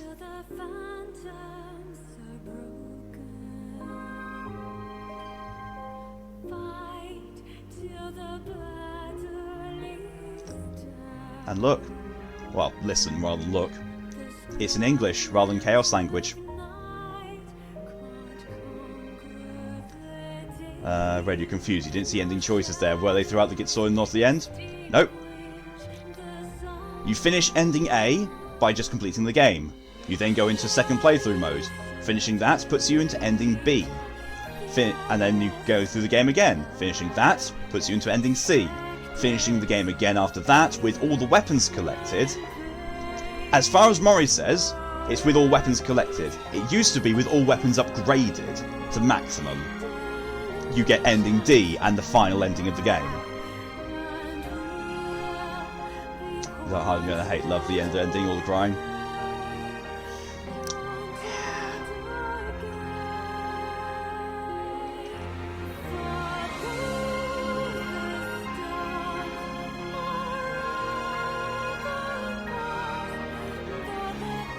So another 50 streams, big game.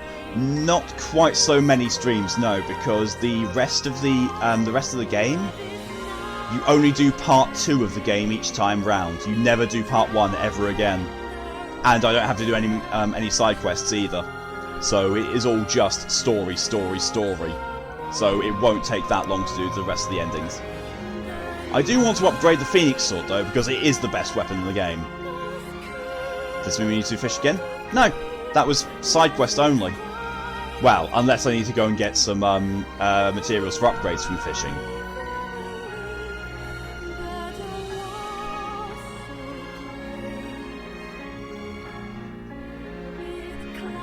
I also like this way of doing the credits. It's all based on, it just does everyone's name alphabetically, rather than who they are or what they've done. I really like that. It's like, we've worked on the game. We created this together, so everyone gets an equal mention. I like that. I really do like that. It makes it difficult if you want to find a certain person. Okay, who's the voice of Kaine? Well, I don't know. I know who she is, but that's the thing. If you want to try and find someone, you can't just look, okay, so where's the voice actors bit? You've got to wait.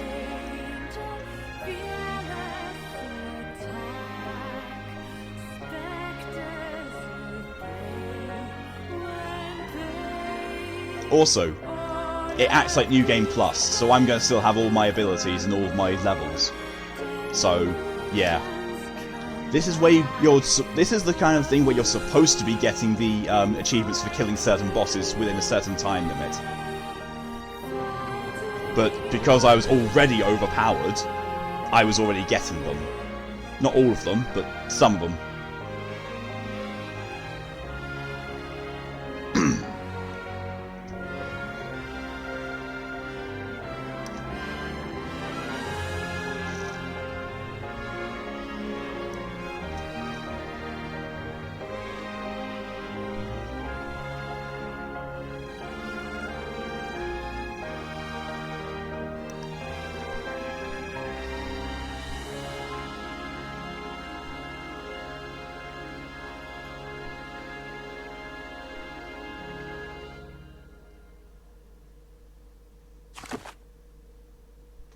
So let's save our store game data. And there you see it at the end now.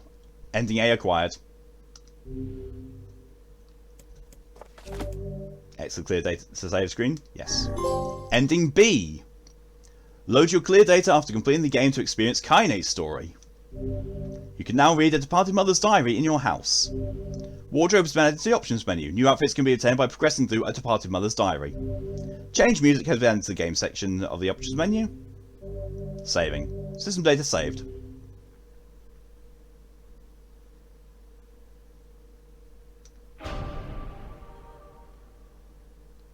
Thank you, DG, for your contribution to the SCP Stream Challenge. Tends to be bad at multiple end games. I usually find a way I like once and rarely make any major changes. Not really a fan of being a douche apart from small scenes. Oh yeah, don't worry. There's nothing like that in this. It is literally, you just experience different facets of the story over again. You don't have to do anything different.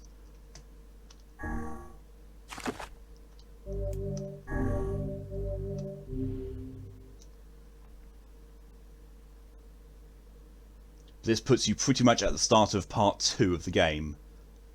So just after the age up. Excuse me. Whenever I interacted with Kaine, I was reminded about something from my past. Maybe my mind has been confusing her with my sister this whole time. Oh yeah, be prepared for additional dialogue. Anyway. So even though it's going to be the same game over again, it's going to have different dialogue happening and different events. So it is going to be somewhat like a addition. And I was wrong, it starts just after getting Emil, not just after the age up. Kaine's dreams, discrimination. Route B onwards is technically from Kaine's perspective. Ah, yes. Unlocking more of the story via New Game Plus runs, on the other hand, I don't mind. Yeah, same. The sound of rain filled the village. The steep cliffs that surrounded the area magnified sound, causing even the slightest drizzle to rattle like a thunderstorm. Thin wisps of smoke streamed from huts as the villagers huddled in their homes and waited out the rain. A single child, however, had braved the downpour and was now wandering slowly towards the wooden hawk-shaped weather vane at the centre of town. The wanderer reached the vane, which had existed for as long as any could remember, and stared. The child's face was simultaneously delicate and fierce, like a teacup that had survived a shipwreck, those traits combined with pale white skin to give the face of an almost sexless quality. If the beat turns east, I go home. If it stays west, then I... The child blinked. Rain slowly dripped down the young one's short hair and began its long descent to the ground. Come on. Come on. The child felt a slight breeze and watched as the veins slowly creaked to life. Spinning this way and that for a moment, it finally settled with the beak pointing firmly towards the east. East? Really? Before the vein could move again, a jagged rock came spinning and tumbling through the air, striking home against the child's head. The force of the blow dropped the child to the ground as a hail of stones began to fall all around. Oh no, they found me. A heartbreaking smile crept across the child's face as the stones continued their assault. Through the rain, the sound of multiple footsteps grew louder before a voice rang out. Yoo-hoo, Kaine! The voice belonged to Demo, worst of all the bullies in the area. As Kaine struggled to stand, a final stone came skittering through the mud and bounced against her foot. Blood oozed from a cut above her eye and blurred her vision, but she could make out the shapes of Demo and his usual gang of idiots. The boy seemed taken aback for a moment by Kaine's seeming indifference to the blood dripping from her face, but quickly regained his bravado. What's up, freak? You like the rain? You like getting all wet? Or did you finally decide to run away from home? Though she knew it was futile, Kaine turned to leave. Before she could get more than a few steps, the other children scrambled to surround her, cruelty burning in their eyes. Kaine knew these were not the only eyes on her. The tormentor's parents watched from the safety of their homes. She was attuned to this sensation. It was one she had experienced many times before. Already want to eviscerate Demo. Same! While some villagers simply turned a blind eye to the actions of their children, many encouraged it openly. In a society ruled by superstition and fear, Kaine was something to be hated, and if possible, destroyed. I didn't say you could leave, freak. Demo's word chewed at her like a worm through an apple. He can't hurt me, she lied to herself. Be strong, be brave. He can't hurt me, he can't hurt me, he can't hurt. Oh look, the little freak is going to cry. What's wrong? Are you sad that everyone hates you and wants you dead? Kaine prayed for the rain to flood down and carry her away from a world that seemed to have no place for her. But if there were gods, they chose to ignore her. As Demo crept ever closer, the clouds began to thin and the rain slowed. Even the weather hates me. I'm useless. A failure. I wish Demo's rock had taken my head off. Kaine couldn't meet Demo's leering gaze. She lowered her eyes and stared at the muddy ground below. The bully moved forward until he was inches away. She could smell the scent of old meat on his breath. The boy grabbed Kaine's face with thick fingers and yanked it upward. She tried to turn away, but he forced her gaze back and jammed his thumb against her eyelid to pry it open. Show me. No. Did you just say no? Demo grinned evilly. You don't say no to me. No one says no to me. Not even taking his attention from Kaine, he called to his cohorts. Come on guys, let's give the freak what she deserves. As soon as Demo finished, kicks and blows began to rain upon Kaine. Demo paused, still grinning, as Kaine curled into a ball and tried to make the pain stop. I don't get you, freak. What you acting like a girl for, huh? Everyone knows what you truly are. Kaine ignored the question, choosing instead to stare at the weather vane. It continued to point east, as if supremely confident about the future it had chosen for her. don't typically advocate for child abuse, but is there child killing laws? There's no children. Not, actively anyway. Go home? Yeah, that's a funny joke for someone who's dead parents and no home to go to. Freak, chanted the children. Freak, freak, freak. Kaine closed her eyes and listened to the rain, waiting for the pain to start again. As the clutching hands of the village children closed around her, she bent her mind to the sound of the rain, letting it become her world entire. Can you bring up this part over? Go for it, Pokey. The rain fell, but the pain never came. Only when the laughter of her tormentors turned to terrified cries did she dare open a single blood-caked eye. Kaine was shocked to see Demo sprawled on the ground, holding his head and screaming in pain. She could see the blood welling from spaces between his fat, twisted fingers. Oh my god, he's crying. He's actually crying.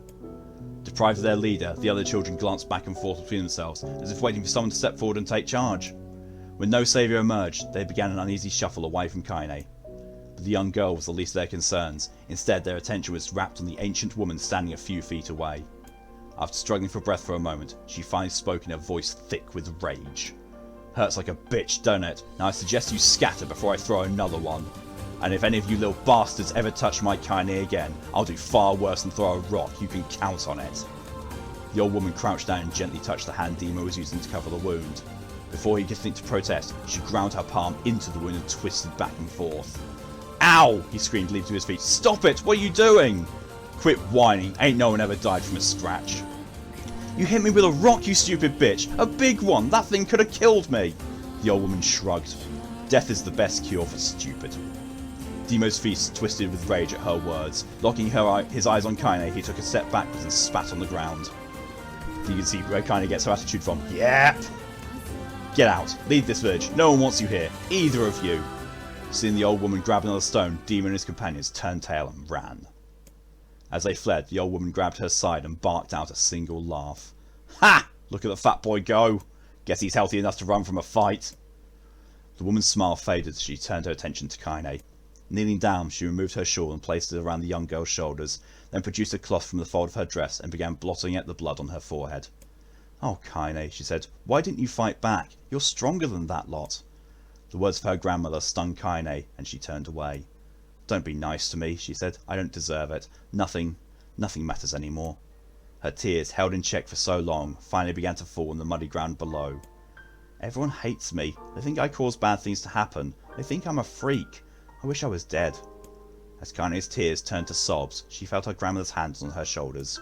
Despite her advanced age and diminutive size, she was a woman of surprising strength, and Kaine found herself unable to turn away. Don't talk like that, girl. It's a river wide and deep that flows between the realms of this world and the next, and it grants no mercy to any that attempt the crossing. You got a duty to fight until your last breath. Understand? The old woman tightened her grip and tried to still the tremor in her voice. You know the pain of losing someone close to you, Kaine. You know because you survived it. As the words hit home, Kaine was struck by the force of her love for the old woman. As a young child, she didn't even know of her grandmother, but when her parents died, the woman quickly accepted her as her own. Grandma, as Kaine called her, was cunning, vulgar, and quick to violence, and their first few years together had not been easy. But with each year that passed, Kaine and her grandmother had grown closer. However, it was only now, sitting in the mud with tears and blood caking her face, that Kaine truly understood the depths of her affection. Here was a woman who had seen hard times, who had seen death, who had fought through all these things and somehow emerged on the other side. If anyone could understand Kaine's pain and loneliness, it was her. Do I make you sick, Grandma? Of course not. Don't be an arse. See where Kaine gets her language from as well. Kaine drew her grandmother's moth-eaten shawl around her body and shuddered. But my body, it's not normal. If I was normal, then Mum and Dad wouldn't... Hush, interrupted Grandmother. I'll not hear another word of this nonsense. Grandma's new favourite. Yep. You're my granddaughter, and I love you, and if folks have a problem with that, they can just go to hell. With that, the old woman reached out and placed a wreath of dried flowers in Kaine's hair. The skill it took to bend the flowers without breaking the stems or losing a single petal was remarkable, and the beauty of it made Kaine want to cry all over again. Oh my gosh, these are lunar tears! Grandma, you made this for me? Lunar tears were legendary flowers. Most people could live their entire lives without ever seeing one, and yet her grandmother had somehow collected a dozen or more. Kaine reached up and touched the wreath as if she couldn't believe it was real. Where did you find these? Just stumbled on while I was doing the shopping. The old woman turned away as she spoke, leading Kaine to suspect that the search had been more difficult than she was letting on. The pains she took to construct the ornament, let alone track down the flowers used in its construction, made Kaine's heart hurt. She reached up and gently adjusted the wreath, admiring the way it felt between her fingers. Didn't quite turn out right, said her grandmother as she squinted at it. These old hands have trouble with delicate work, but it sure looks good on a pretty girl like you. Kaine blushed and turned away. You think I'm pretty? Of course you are. What a fool thing to say. Thank you, Grandma. Her grandmother smiled. We're going to be fine, you and me, she said. As long as we got each other, we'll be just fine. Kaine took her grandmother's hand in hers, and the two of them struggled to their feet. As they began the long walk home, Kaine gripped the hand with all her might, as if trying to stop smoke from drifting away on the wind. The rain had stopped. Kaine stood beneath the weather vane, watching it spin in lazy circles, no longer caring about the direction it faced when it stopped. I don't need to escape. I have a home now. Grandma loves me, and that's enough. Even if it's just us against the world. I'm leaving!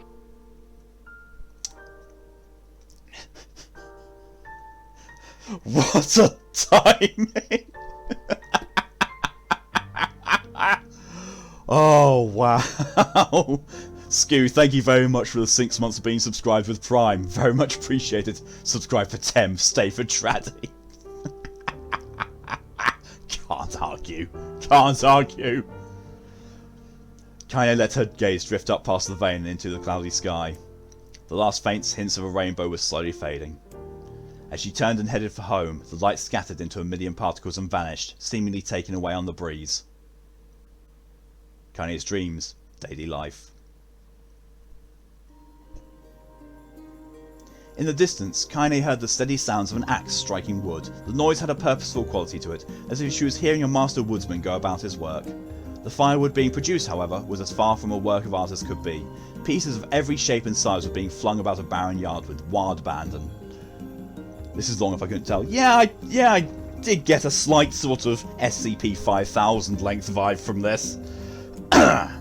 Anyone trying to sack such wood would probably die of frustration before the job was through. Stupid piece of shit axe! Kaine's grandmother flailed away with the axe, filling the air with both splinters of wood and words that would make the most hardened sailor blush. Grandma! Called Kaine. That you, Kaine? Yelled the old woman, taking her eyes off the wood for a moment. Don't get too close, or I might take your goddamn foot off my mistake. She brought the axe down on a piece of wood, sending chips flying in every direction. One spun past Kaine, close enough for her to hear the whistle, at which point she decided to step back. Once she scuttled to a safe distance, she cupped her hands around her mouth and shouted, Grandma! Do you need help? I can get you water or lunch or a new axe or something. The axe, poised to strike another wobbly blow, paused in mid-air. The old woman considered her granddaughter's offer for a moment, then smiled. Tell you what, since I'm doing such a piss-poor job of chopping, why don't you come here and take over so I can go get the water? Shades have been restless lately, and I don't want you running into one of them bastards. Relinquishing the axe, her grandmother picked up a long pole with wooden buckets on either end. Gathering water was by far the more difficult of the two jobs, but Kaine knew better than to complain. Once Grandma's mind was set, there was no changing it. Kaine did her best to help with chores, but Grandma took every task that required travel to the village. Though she had a long list of plausible excuses, Kaine knew the real reason. She didn't want her granddaughter to be taunted and harassed by the villagers. Once Kaine moved in, Grandma decided to take up residence a good distance from the area. Out of sight, out of mind seemed to be the best policy when it came to the villagers and her granddaughter, and rare were the days when any but the two of them could be found on the rocky acre of land they called home. Kaine enjoyed the solitude, but harboured a secret resentment that her grandmother was forced to spend her golden years in such a place. After watching her grandmother leave, Kaine turned her attention to the task at hand. She had never chopped wood before in her life, and soon discovered why the old woman hated the chore. Swing after swing of the axe produced only a tiny crack in the wood, and when she finally managed to connect with a solid stroke, the tool embedded itself in the log and refused to budge. Frustrated, Kaine swung the axe around her head and threw it, log and all, across the yard. Damn it! Damn it! Ah, crap! She suddenly understood the joy her grandmother felt in the good curse. Happier now, she picked up the axe, forced it from the wood and resumed chopping. She had a natural skill with the blade, but the task was challenging, and blisters soon began to form on her small pink hands. This is tough. My logs are all weird sizes. Spitting on her palms, ignoring the pain, Kaine redoubled her efforts.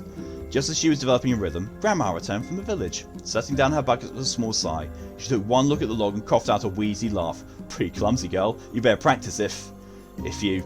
Her grandmother slowly collapsed to her knees, causing one of the buckets to wobble precariously. Eyes wide, Kaine dropped the axe and ran to her grandmother's side. Grandma! The old woman shook her head and pointed a trembling finger at the bucket. Get the bucket. Can't let it spill. Kane steadied the bucket with a foot as she knelt by her grandmother. A small bit of water sloshed over the side and made her new home in the hem of her dress, but Kane didn't notice. Grandma? Grandma, what's happening? Crazed with panic, she grabbed her grandmother by the shoulders and shook. After a moment, the woman lifted her arms and battered Kane away. Stop that, just stop, she cried, breathing heavily. It ain't like I'm dying, just tired from the trip is all. Kane desperately wanted to believe her, but one look at the old woman's shaking hands and worn face told her more than words ever could. Her grandmother had lived a long, hard life, and it seemed the bill was finally coming due. The time when her grandmother watched over Kane was ending. Sooner than either of them had feared, the positions would be reversed. The next morning, Kane came to the side of her grandmother's bed and took her wrinkled hand. Grandma, you're sick and you need medicine. I'm going to the village. The old woman shook her head and tried to rise, but Kane gently pushed her down. It's all right, she said. I'll be fine. Her grandmother fixed her with a gaze that could melt steel. After what seemed an eternity, she finally lowered her eyes and sighed. Well, I don't like it, goddammit, but I guess I should quit being so stubborn and let you grow up. The old woman watched as Kane strapped on her boots and made her way down the road to the village. Hours later, as an unseen sun made its way across a dark and rainy sky, she was still watching. Kane moved at a brisk pace, checking her pockets every few minutes to make sure the money her grandmother gave her was still there. Every noise caused her to spin on her heels, making sure she wasn't being stalked by a shade, or worse, Demo and his gang. But she encountered neither tormentors nor shades, and Kane finally found herself at the entrance to the village. The few adults she could see glanced sideways at her, then muttered to each other right behind raised hands before slinking away into the shadows. Her heart racing, Kane took a series of rapid, shallow breaths and tried to calm herself.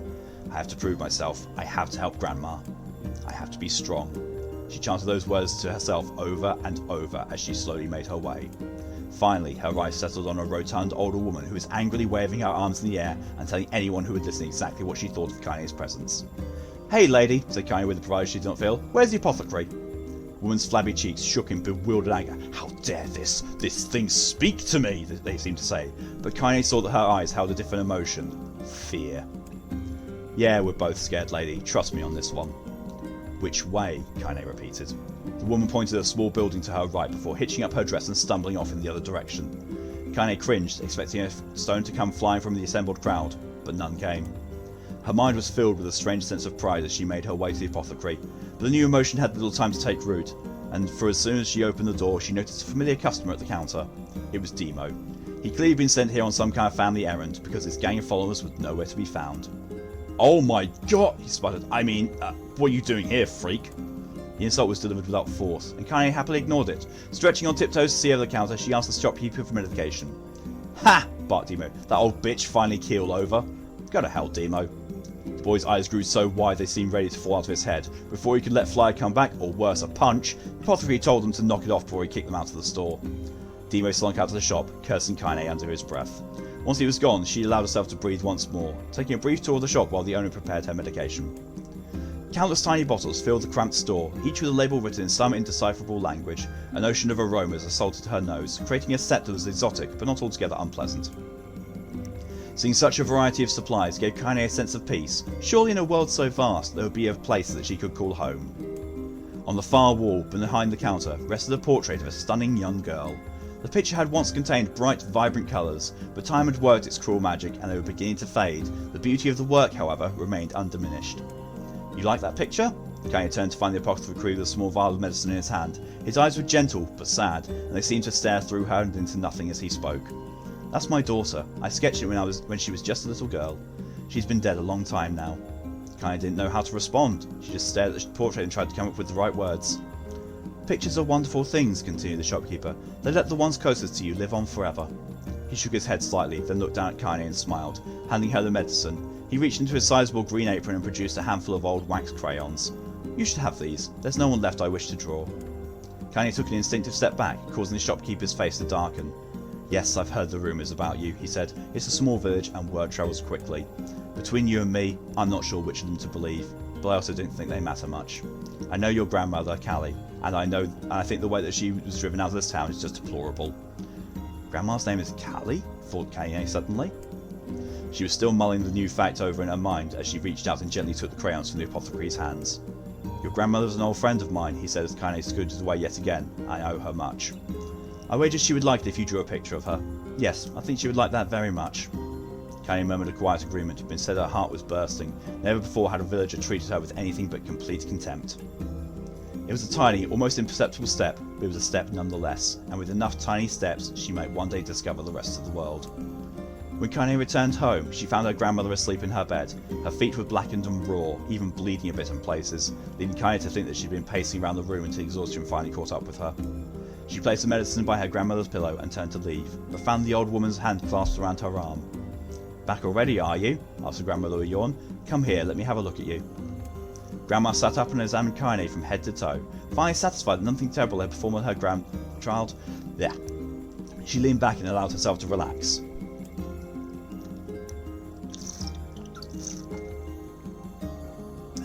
Hydration. "Well, how was it? Those bastards give you any trouble?" "It was kind of fun," said Kaine with a small smile. "No, seriously, it was." "Fun, eh?" asked the grandmother in a voice which implied she believed anything but. "Uh-huh, so anytime you need me to run an errand, just let me know." As she spoke, Kaine removed the crayons from her pocket. After a brief explanation of their source, she informed her grandmother that she was going to sketch her portrait. "A portrait of me? Ridiculous. No one wants to stare at a wrinkled old crone." "But Grandma, it'll make you live forever." "Horse shit," said her grandma, throwing back the sheet from her head. "Living forever would just piss me off. Now put those crayons away and help with dinner." But Kaine would not relent, and in the end, Grandma found herself leaning against the wall of their house as if posing for a master artist. Kaine took up the crayons, eyed her subject carefully, and set to work. Excuse me. Just as her grandmother was about to nod off, Kaine finished the piece. After staring at it for a bit, she released it from her grip and let it slowly drift to the floor. "It's terrible. It doesn't look like you at all." "I'm sorry, Grandma. I thought these crayons would, make drawing easy or something." The old woman's eyes narrowed at her granddaughter's disappointment. "Let me be the judge of that," she said, ignoring the pain in her back and reaching for the paper. The sketch could have been a person's face. It also could have been a boulder, a lump of clay, or an incredibly misshapen loaf of bread, all rendered in a chaotic array of colours. The old woman stared at the picture for a long time, then slowly wheezed out a laugh. "Oh, Kaine," she said between laughter, "you truly are my blood. You're as clumsy as me, and I love it. But hush, I won't hear any more bull about how ugly you think it is. It came from the heart, and I'll treasure it always." True to her word, the old woman gave the picture a place of honour above the kitchen table. In the days that followed, Kaine would often catch her staring at the portrait with a strange smile on her face, an action she interpreted as silent, mocking laughter. A week later, Kaine could stand it no more, asked her grandmother to take the artwork down. "Posh," said the old woman. "I'll take this down when they roll me in my shroud." She pondered this for a bit, then turned to Kaine and dropped to one knee. "Listen to me, girl. Seeing this picture makes me happy in a way I've never felt before, and it makes me want to go on, so that someday you can feel the same happiness." It was a moment that burned itself in Kaine's memory, a perfect blend of pride and love and joy that came together to form a lifelong remembrance. She swore to never forget this moment, to never forget the old woman who had made her place in the world possible. Time moves on, people and memories move in and out of a life like ghosts passing through a hall, but this moment will be different, Kaine swore, because I will remember it forever. Forever. Kaine's dreams, separation. Oh, here comes the depression. Here comes the Yoko Taro bit! Kaine listened to the sound of crackling firewood and stared at the black object on her plate. She'd been pushing it around the wooden disc for a good 10 minutes, ignoring the bemused stare of her grandmother. Finally she summoned her courage up and gave the object a brief sniff. A sharp, bitter scent flew up her nostrils and made its home there, causing her face to twist with disgust. "Grandma, I can't believe you want me to eat a bug!" The old woman threw some more wood under the cooking pot and snorted. "It's no bug, you fool girl, it's a berry! Why the hell would I be feeding you bugs?"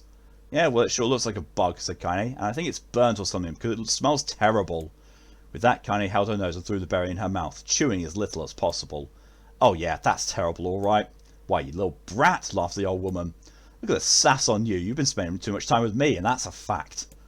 5 years had passed since the moment when Kaine's grandmother saved her from the bullies. As is often the way with two stubborn people, their relationship had grown in fits and starts, but moved forward all the same. Meals that used to be sombre affairs were now filled with laughter and held abuse in equal measure. Kaine could not remember a time when she had been happier. As the years went by, Kaine started to shoulder more and more of the daily responsibilities. Her grandmother's legs grew weaker by the day, and she could no longer do many of the chores she used to take for granted. And so this morning found Kaine lacing up her work boots with a breakfast of burned berry rolling through her belly. "Where are you going today?" asked Grandma suddenly. Kaine looked up, surprised. The old woman rarely asked for specifics anymore. "Well, I was going to check out the kelma trees and see if they were ripe. I thought we could make some jam or something. Oh, I'm going to pick up some flagstones, so I need to take the wheelbarrow." "Flagstones? What in the hell for?" Kaine stared at her grandmother, then held out an arm and swept it around their home. constructed mostly of cloth, rope and rubble. The old place sagged like a boxer in the final round. Grandma, a dying cat could chew through this house. I'm going to build a stone wall so we have some protection. The old woman laughed, exposing her toothless grin to the world. Goddamn girl, if a bunch of thieves want to ransack this old place, let them come. We've got nothing worth stealing anyway. I'm not worried about thieves, I'm worried about shades. People saw one west of the village yesterday. The old woman tilted her head and stared at her granddaughter. Well shoot, I don't know why you had to do it today. We can worry about it some other... Grandma, no. If I don't go to the Kelma trees, we won't eat tonight, you know that. A confused expression passed across the old woman's face. For a moment she was a small child lost at a carnival. Yes, she said after a bit. Yes, of course you're right. I'm sorry, Kaine. Lately it seems that my mind is... She didn't finish the thought, instead of walking over to her nightstand and gently taking the wreath of lunar-tears from the drawer. The flower's petals had aged to a brilliant whiteness, and Kaine thought it was more beautiful now than the day she first received it. You're going to be a true woman soon, Grandma said as she placed the flowers in the girl's hair. So that means less chatter about shades and building defensive walls, and more talk about how beautiful you've become. Annoyed, Kaine reached up to remove the garland, but the look on her grandmother's face stopped her hand. You're a beautiful thing, said the old woman, and there ain't another like you in all the world. I'm very proud of you. Okay, Grandma, that's enough goddamn compliments for one day. Such a mouth on you, where did that come from? Gee, I wonder. I'll teach you to sass me, girl. Yes, Grandma. Suddenly she lurched forward and grabbed Kaine by the ears, pulled her around the room with a crazed grin on her face. Grandma, you kept saying in a quaking voice. Grandma, stop it, what the hell? The old woman stared at her and blinked, and slowly held her wrinkled hands out at it for the first time she'd ever seen them. Oh, I don't know what happened there. I'm sorry, girl. Sometimes my mind just... Kaine thought the look on her grandma's face was the most heartbreaking thing she had ever seen. Listen, she began. Maybe I should stay home after all. No, I won't have you stay here to keep an eye on an old codger like me. You go get your fruit and your wall and whatnot. I'll be fine. And when you come back, I'll have a nice grasshopper dinner waiting for you. Kaine rolled her eyes and kissed her grandma on the forehead and made ready to depart, trying desperately to ignore the worry that was gnawing on the walls of her heart. Kaine could feel the old woman's eyes watching her as she moved down the path. Don't turn around, she told herself, but in the end the temptation was too great. She spun on her heel for one final look and saw a small, bent woman standing in front of a ramshackle hut with a sad expression on her face.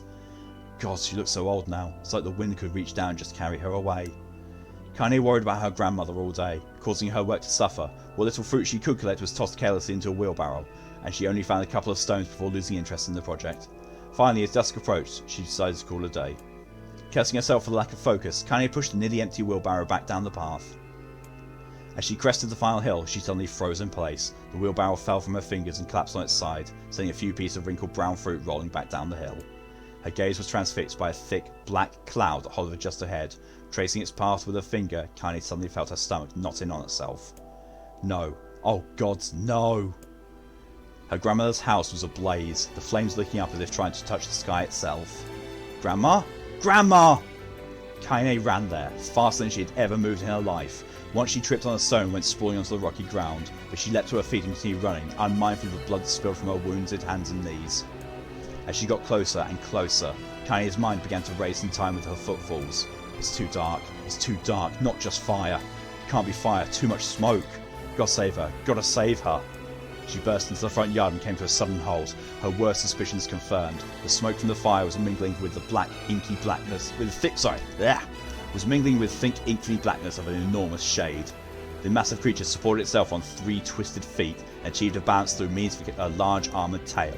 Scales, horns and claws sprouted from its body in a random chaotic pattern, giving it the appearance of a lizard designed by some insane god. Seeing Kaine, it let out a roar and flicked its tail, sending small whirlwinds spinning around the yard.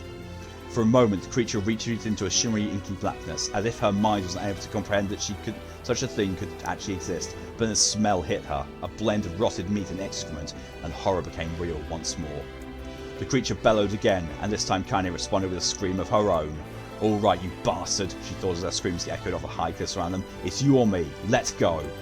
The shade eyed Kaine with a bemused interest. Then it began looking from her to the house and back again, as if urging her to look at the destruction it so gleefully wrought. With dread building in her heart, Kaine glanced towards the house. Through the smoke and flames, she spotted a small figure struggling to escape the ruins. Grandma! At the sound of her voice, the old woman began waving frantically. She's alive, thought Kaine. Alive! Kaine's legs sprang to life as she raced across the yard, towards the flaming wreckage of her house. Before she could advance more than a few steps, the shade opened its mouth and let out a roar powerful enough to uproot trees and send them flying. It blast sent Kaine tumbling through the air before smashing her against the rocky earth. Stars danced in front of her eyes as she tried to remember how her legs worked. Get up! Get up! Get up! Get up! Get up! Now! As Kaine struggled to her feet, the Shade stomped forward to the house and pinned her grandmother to the ground with the tip of her claw. The old woman struggled to move the claw from her stomach, but she might as well have been pushing a mountain. She coughed briefly, sending a small spray of blood into the air, and collapsed to the ground, her energy spent. Kaine lurched to her feet, only to fall back to earth with a gasp. Her ankles were on fire, one or both of them was surely broken. Ignoring the pain that screamed through her body, she began dragging herself across the ground, leaving a drunken trail of dust and blood in her wake. Grandma, hold on, just a little longer. Her grandmother's face was turning blue, her eyes rolling back until only the whites were exposed. Kaine pulled herself across the ground with maddening slowness, the distance seeming to increase with every second that passed. The Shade glanced between the two women and flicked out its tongue, its giant mouth turning up at the corners. Short, panting breaths belched from somewhere deep inside its core. Bastard, laughing at us. She had no idea how such a mindless creature could experience emotion, but there could be no doubt the Shade was taking joy in their suffering.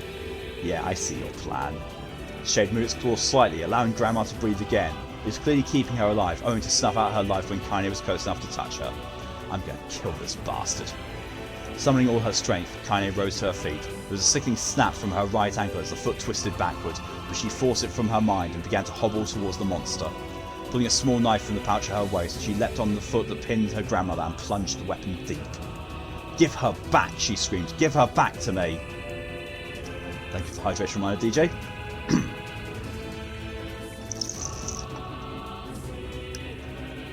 It was like stabbing a rock. After a few swipes, the knife broke at the hilt with a dull snap.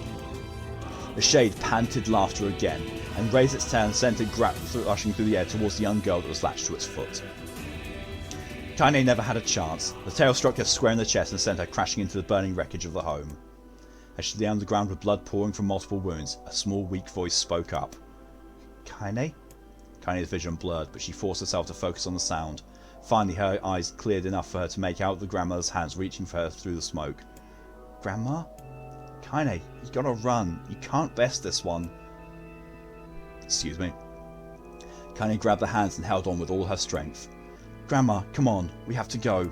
The old woman coughed loudly. One of her hands, slick with blood, slipped from Kaine's grasp and thumped to the ground below. Grandma, no. No!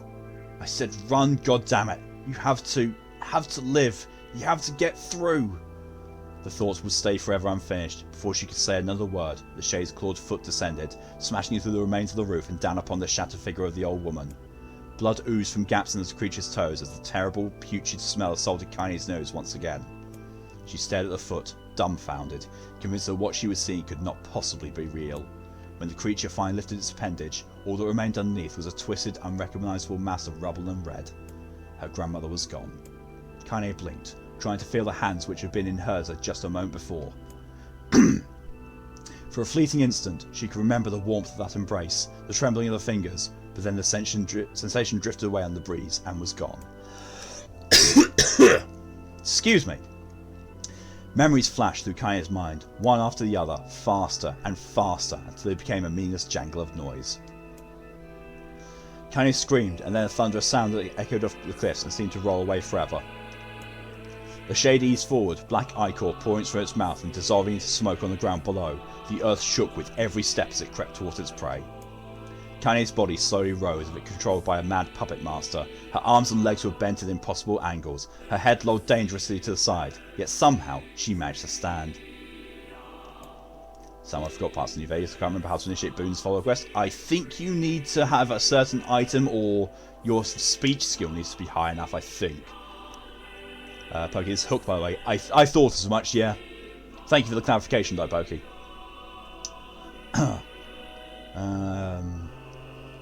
Staring at the Shade, her eyes began to glow with a deep red fire. The creature, so confident just moments before, took a slow, hesitant step backwards, trying to discern if this broken human could possibly pose a threat. Kaine seized the moment, laughing like a madwoman. She leapt into the air and plunged the shattered hilt of her knife deep into the leg of the Shade. The Shade shook Kaine off like a fly, sending her crashing to the earth once again. Her chest rose and fell slowly, as if a great weight were resting on it. Moist sounds of pain echoed through her mind. Something warm and thick oozed from her ears. Is that blood? I think it is. I think I'm bleeding to death. No, can't die. Grandma told me to live. Deep inside Kaya's mind, something finally broke. The sound, the pain, the smoke and flames, all of it faded away until all that remained was a single incantation repeated over and over again. Kill it. Kill it. Kill it. Kill it. Kill it. Kill it. Kill it. Kill it. And repeating with kill it. Kill it now. As the spark that was Kaine slowly began to flicker and die, she felt her desire to kill and her desire to live blend into one. The distance between heartbeats grew longer and longer and longer.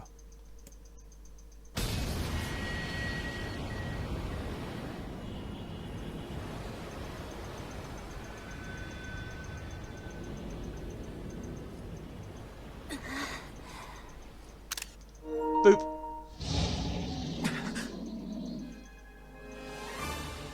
The beast approaches. Oh, I know.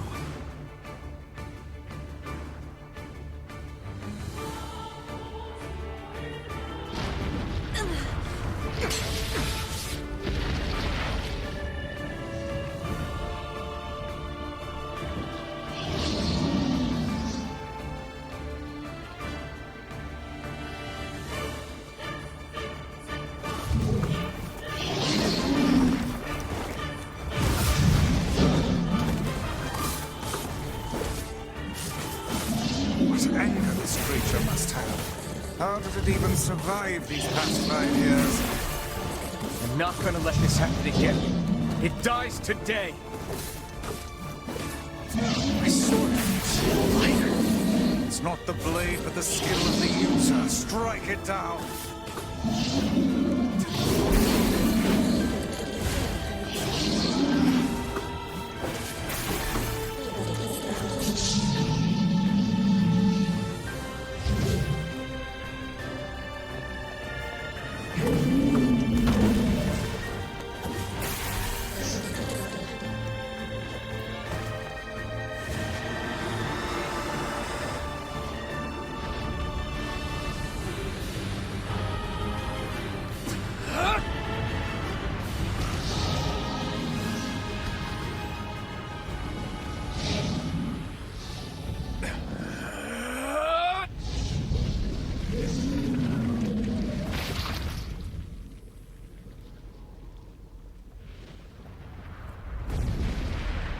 Kill it again.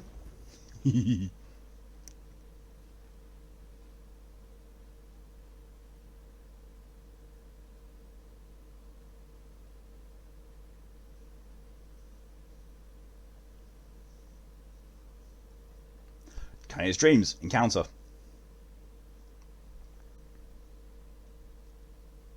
Gently, weakly, softly. The shade, sure that its tormentor was dead, turned and stomped off towards the horizon, stomping along the way to bellow one final roar. Couldn't kill it. Shamed beyond imagining, Kanye tried to turn her head to the side, but only succeeding in coughing up a huge gout of blood. It was getting difficult to see, and after a moment of fierce concentration did she realise that her left eye was gone. Laughing to herself, she turned her remaining eyes to the ruins of her home and noticed a ragged stump of an arm resting a few feet away. Yeah, that's mine, she thought with a mad giggle. This is going to make clapping a real bitch. Oh my god, Kanye. Ha! Cried a silent voice from the depths of her mind. Finally gonna die, are you? Well, you had it coming. Go to hell, Demo, she thought as an unseen assailant. Go to hell before I pluck out your eyes and feed them to a dog. The voice of her childhood terror evaporated in smoke, only to be replaced by another, more recent voice. Hold still, said the apothecary, materializing from the ruins like a ghost. I want to draw you. That way you can live forever. No, stop. Don't want to live forever. I want to die right here. I see, he said quietly. Well, if that's what you want.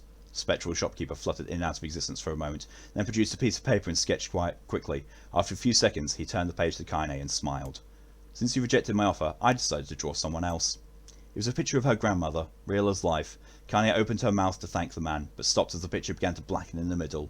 Before she could say anything, dozens of multi-legged insects began to swarm across the image, tearing at it with sharpened pincers. Stop! No! Don't hurt that picture!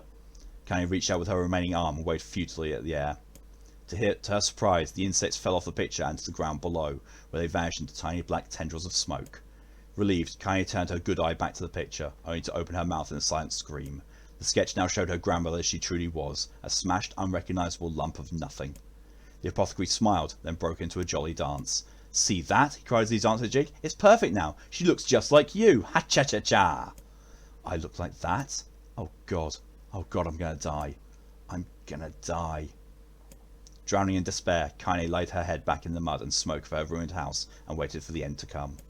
But just before she let everything go, an unfamiliar voice began whispering in her ear. Ain't you got a wish, Sunshine? The voice was vulgar and fierce at the same time, as if insanity had somehow found a way to take form. Kaine wanted to scream as the voice crawled under her skin, but her lungs refused to work. You know, a wish? Like prayer or something. Why don't you get on your knees and start praying to heaven? Please, invisible man in the sky, save me! Save me! Ha ha ha ha! Kaine finally resorted to shouting at the voice with her mind. I don't make wishes that don't come true for me. I'm a curse, a freak. I should be left to die. The other voice boomed in her ears. Oh god, you are the best! Kaine glanced down and saw a black, shiny substance oozing from her legs. She tried to brush it away, but her remaining arm would no longer respond. The substance slowly crept around her feet, and then began moving up towards the rest of her body. Is this death? Is this what it's like? Or is my mind just losing itself? She could feel the slime oozing upward, feel the hot searing pain it left in its wake. Whatever else might be happening, she was still alive, and this was real. Come on, said the voice, let it go. Kaine tried to ignore the voice and concentrate on the pain, but the newcomer would have none of it. Don't ignore me, Sunshine. You're ready to give up, ready to die, so why not let me have it? Have what? Your body, come on, give it to me. Give it to me. I want to stand on the ground, feel the rain, taste the wind. The voice paused as if licking its lips. When it resumed, it was filled with mad, unabated joy. And I want to take your hands and use them to choke the goddamn life out of people. I want to tear out their throats and bathe in the blood, just like before. In response, Kaine shifted her head and vomited. The warmth of it crept down her front and mingled with the pain of the encroaching black ooze. Are you a shade? Yeah, maybe. What of it? The slime reached her face, crept up past her nose and slowly oozed into the socket of her missing eye. The moment it touched her brain, Kaine was struck by the most powerful sensation she'd ever felt in her life. It was ecstasy. She wanted to scream with delight, but all she could manage was a small, whispered moan. Feels good, don't it? Asked the voice with a chuckle. Yeah, what can I say? I know how to please the ladies. Now give me that body. Come on, give me the body and I'll give you more of this feeling. It's a fair trade. A black lump began to protrude from Kaine's side. As she watched, it grew longer and thicker, eventually taking the form of her missing arm. I can see better, she thought. My eye must be growing back too. The slime reached up to envelop the rest of her face, but she managed to brush it away. Stop, she whispered, marveling how she regained her voice. Stop! The black ooze hesitated, as if considering this request, then quickly shimmered down her body before disappearing in a cloud of smoke. Ah, what the hell, Sunshine, screamed the voice. Well, you had a deal. I thought you wanted to die. Grandma said, can't die yet. A brief image of her grandmother, bloodied and broken, flashed before her eyes. She saw the shade that had killed her and heard its mocking laughter, then closed her eyes and forced the image from her mind. Her whole body was quaking with rage. When she opened her eyes again, they burned bright red. That thing took my grandmother. I have to kill it before I die. Kaine glanced down and saw a mysterious pattern, the pattern of the shades, burn itself into her left arm. Well, I'll be damned, said the voice cheerfully. Look at that, Sunshine. I think you and me are going to be good friends now. Kaine stared intently at her arm. The more emotional she felt, the more the letters seemed readily to puncture her skin and begin infecting the rest of her body. The arm clearly had a will of its own now. Stop. Gotta stop. Holding her left arm in her right, Kaine took a deep breath and tried to calm herself. Come on, don't fight it, pleaded the voice. It hates my favourite dish, and I'm hungry. Let it go. Feel the anger. Burn with the fire of revenge. Thirst for blood. Then go out there and shut up. Shut that up and get the hell out of my body. Your body? Oh, that's rich, Sunshine. Real rich. Look, why don't you just up and die so I can have this body all to myself? What do you say? I bet those buddies of yours in the area would love to see you dead. Kaine grabbed a nearby shard of glass and tried to saw off the shade-infected portion of her side. Before she could, her darkened left arm grabbed her right wrist, crushing it. Kaine screamed and dropped the shard at the sound of bone crunching on bone filled the air. Ha ha ha, stupid idiot girl. You're possessed now, Sunshine, and there ain't no going back. The voice laughed again, a loud, long wail that seemed to go on without end. Go for it, Scoot. Possessed? Whispered Kaine. Yeah, possessed. You and me, we got what you might call a timeshare arrangement. Remember how folks used to think you were a freak? Well, wait till they get to know you now. Kaine looked up, tears in her eyes. The sky seemed smaller somehow, darker. Is this because of that shade? Is this how they see the world? So, listen, purred the voice. I know this whole possession thing seems a bit sudden, but it ain't all bad. There's plenty in it for you too. I'm a very powerful creature, Sunshine, and now that power belongs to you. You got enemies? People you want to kill? I can make it happen. That little fat kid who kept picking on you? That big old shade that squashed your granny? We'll wrap them up in their own arseholes. No more abuse for you, Sunshine. No more pain. Wait, said Kaine. You're a shade. Why would you help me kill another shade? What, you think I'm some kind of racist? Some killing snob? I don't give a good goddamn who you murder, honeypants. I just want to drink from the well. Kaine considered this as she struggled to her feet, the power of the shade coursing through her. The smoke from her house was drifting away with the wind, and she enjoyed the way the cool evening breeze felt on her new left arm. After a long pause, the voice spoke up again. So, how about it? You and me? We could have some good times together. Look, I'll even take care of the bloody part if you don't want. Look, fuck off, arsehole, muttered Kaine. I'll handle the killing. Ha ha ha! Screamed the voice. Look at you go! Oh, Sunshine, we have so much fun. So listen, my name's Tyrann, and if you ever need me, I'll just be hanging out in this piece of meat you call a heart. Now get to it. The more you kill, the more your heart turns rotten and sour, and I like rotten and sour. Kaine finds herself nodding at the voice. Yeah, she said. Yeah, I think this can work. I'm going to find that shade and I'm going to strangle it with its own guts. When I'm done, I'm going to do the same to you, Tyrann. Count on it. Ha! Laughed Tyrann. I've shit bigger than you, so good luck with that. Oh, and hey, one more thing. Right now, you and me are sharing this body. If you ever run out of this hate, if you ever, go soft, then I'm going to take over everything. So keep on killing, Sunshine, and watch your back. The voice grew fainter and gradually faded away, and now we know why Kaine didn't want to stick around with NieR and Yona. Fainted somewhere deep inside Kaine herself. Kaine waited until she was sure the voice was gone, then waved her new left arm around a few times. It feels perfectly normal, she thought. It feels like mine. Desperately, she began poking and prodding at the new limb, determined to find something wrong with it. She didn't want it to feel normal. That would mean the creature inside her had already won. I'm not a shade, I'm Kaine. Repeating this mantra in her head, she slowly began digging through the rubble of her house, being careful to ignore a certain red-stained spot in the corner. Finally, after what seemed like an eternity of heartbreaking work, she found what she was looking for. It was the wreath of lunar tears. Though it had been through hell and back, the garland's petals were as bright as ever. Kaine started to place it in her hair, then slowly lowered the wreath and stared at it. I'm sorry, Grandma. I'm so sorry. But I don't deserve to wear this anymore. I'm possessed, corrupted, a freak. And this time, I don't think there's any going back. Holding the flowers to her heart, Kaine fell to the ground and sobbed. As night gradually lightened to dawn and the people of the area arose to their daily lives, she remained in that position, as if tears could somehow wash away the horror that now infected her world. Alive! Stay alive! Stay alive! Grandma. Kaine, you gotta live! You gotta come back to us!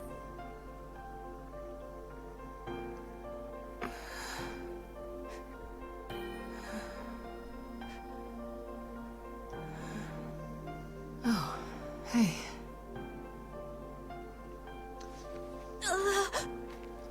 Here's hello and welcome. It's been a while. Well, what's my eyes perceive as a cute Dragoo. Yes, Dragoo mode.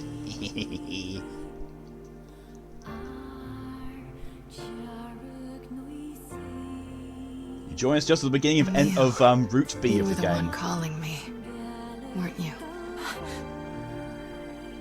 You still recognize me? Of course. I knew you right away.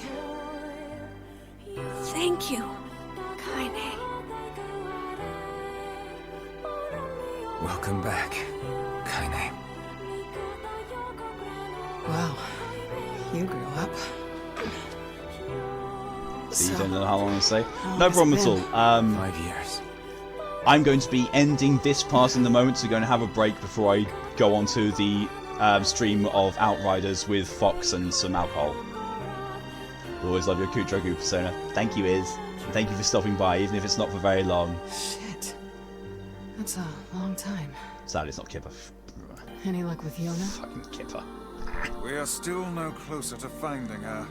We need a way to locate the Shadowlord. By the way, this is for you. Is that a lunar tear? It's not as good as your grandmother's, but I tried. No, it's great. Thank you.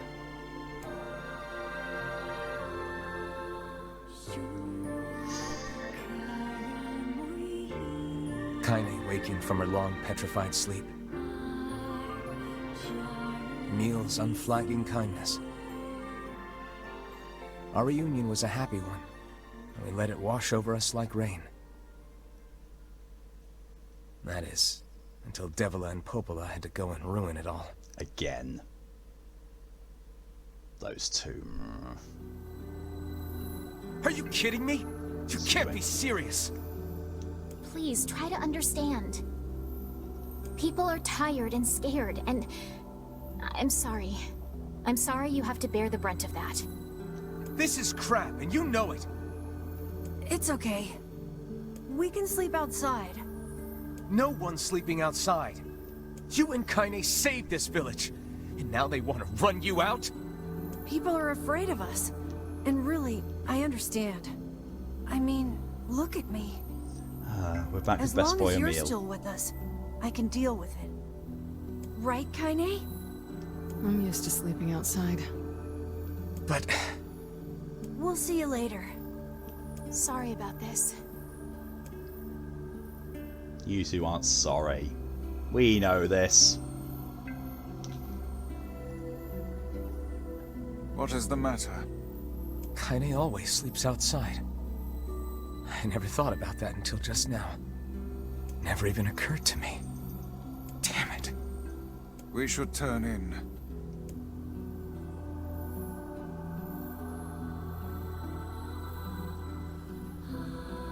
I didn't get much sleep that night.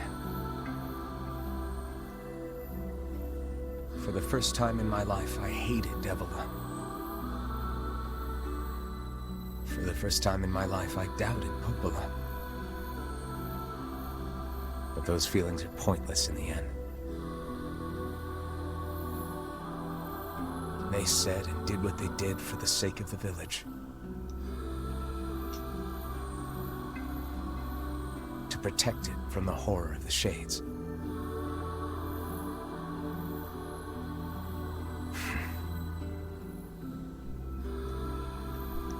Really, how can I blame Devila and Popola? You can blame them for everything. Go for it. I'll let you blame them for everything, because I do. I'm just as bad. Because I never once stopped to think about Kaine and Emil's situation myself. Nah, Devil and Popola are worse than you. Don't worry about it, NieR. Don't you worry.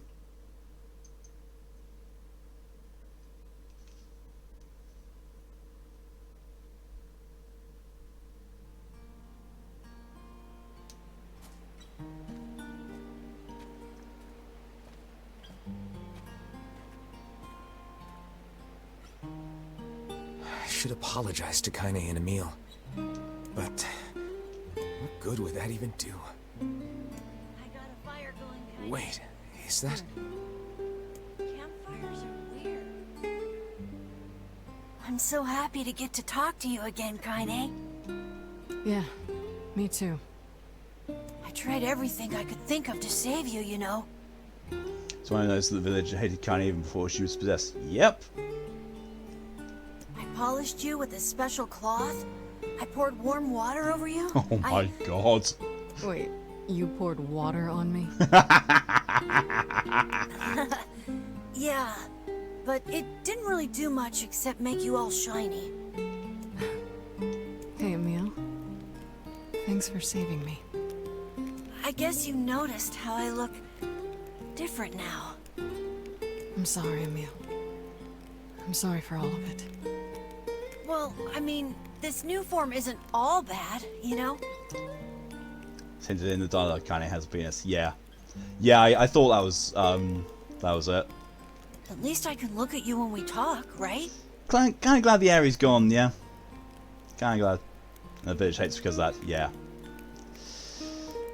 Ah, fucking.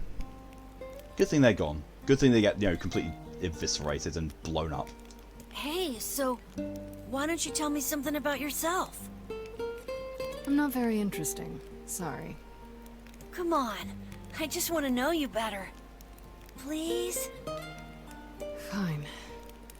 This all happened when I was a kid. Ah! Fox! Before the whole Hello and welcome. shade possession thing. My body is... different. And when the villagers found out about it, they started treating me like a freak. Yeah. But one person, my grandmother, accepted me just as I was. No matter how bad things got, she gave me the strength to keep going. See, I don't think I ever did this in the original. This scene is really unfamiliar to me. I don't know why. It shouldn't be. Unless this has been put in for this edition. She's really special to you, huh? That's why I just completely forgot about it. Yeah. Oh, hey! That gives me an idea. Since we cured your petrification, we should start looking for a way to cure your possession in my body. I know we can do it if we all work together. Heck, it'll probably be super easy. Oh, Let me guess. More warm water? Okay, can we just forget I told you about that?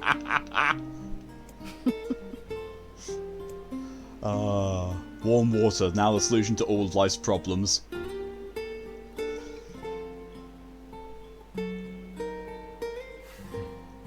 This is why Kanye wears what she does. She's putting focus on her womanly side because that's what she wants people to see her as a woman. And she is a woman. And also, if people have noticed that the parts of her she has bandaged and covered up, those are the parts that the Shade went in and redid and remade for her.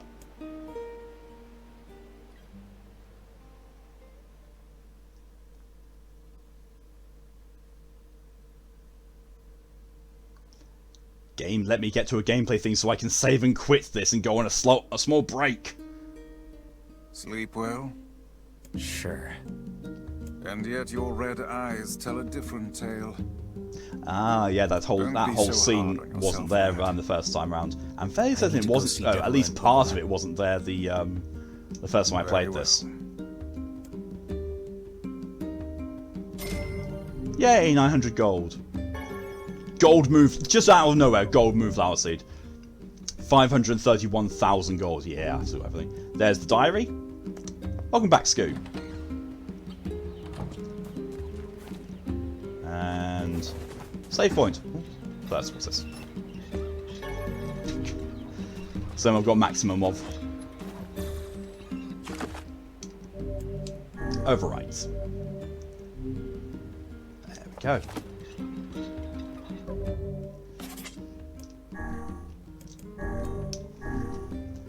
Right then.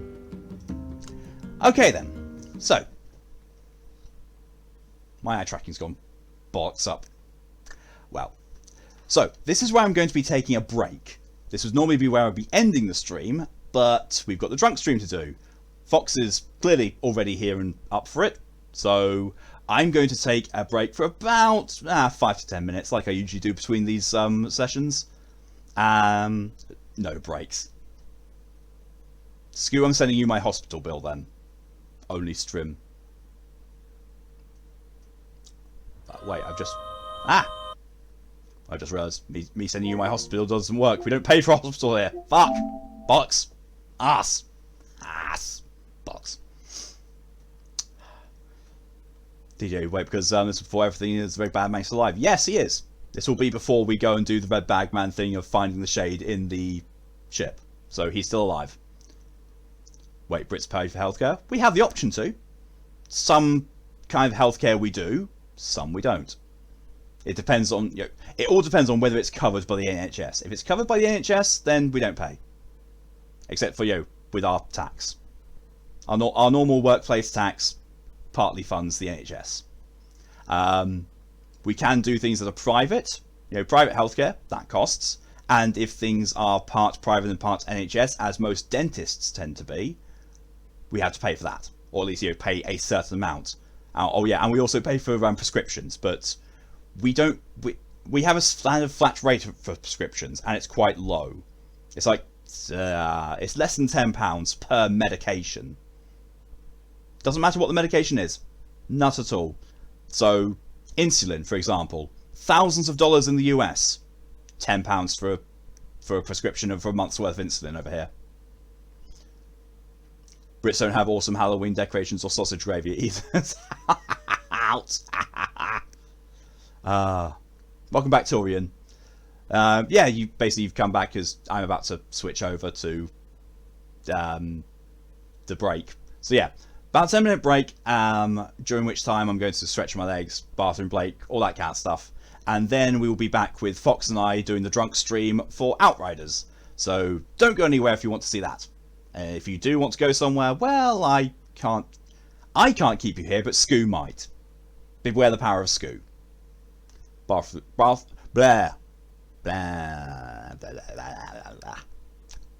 break. Yes, not bathroom Blake. I don't know anyone called Blake. I'm not going to risk going into a public bathroom just to try and meet someone called Blake. That might end badly. Anyway, so I'll be back in about 10 minutes or so. We'll be back with Outriders. During that time, go and get yourself a drink, hydrate, maybe get a snack, stretch your legs, use the bathroom, whatever you need to do. I will see you all soon, but until then, thank you for watching so far, and stay safe. See you soon. Bye. Where's the bastard overlay? Oh, there it is. Yeah, bye.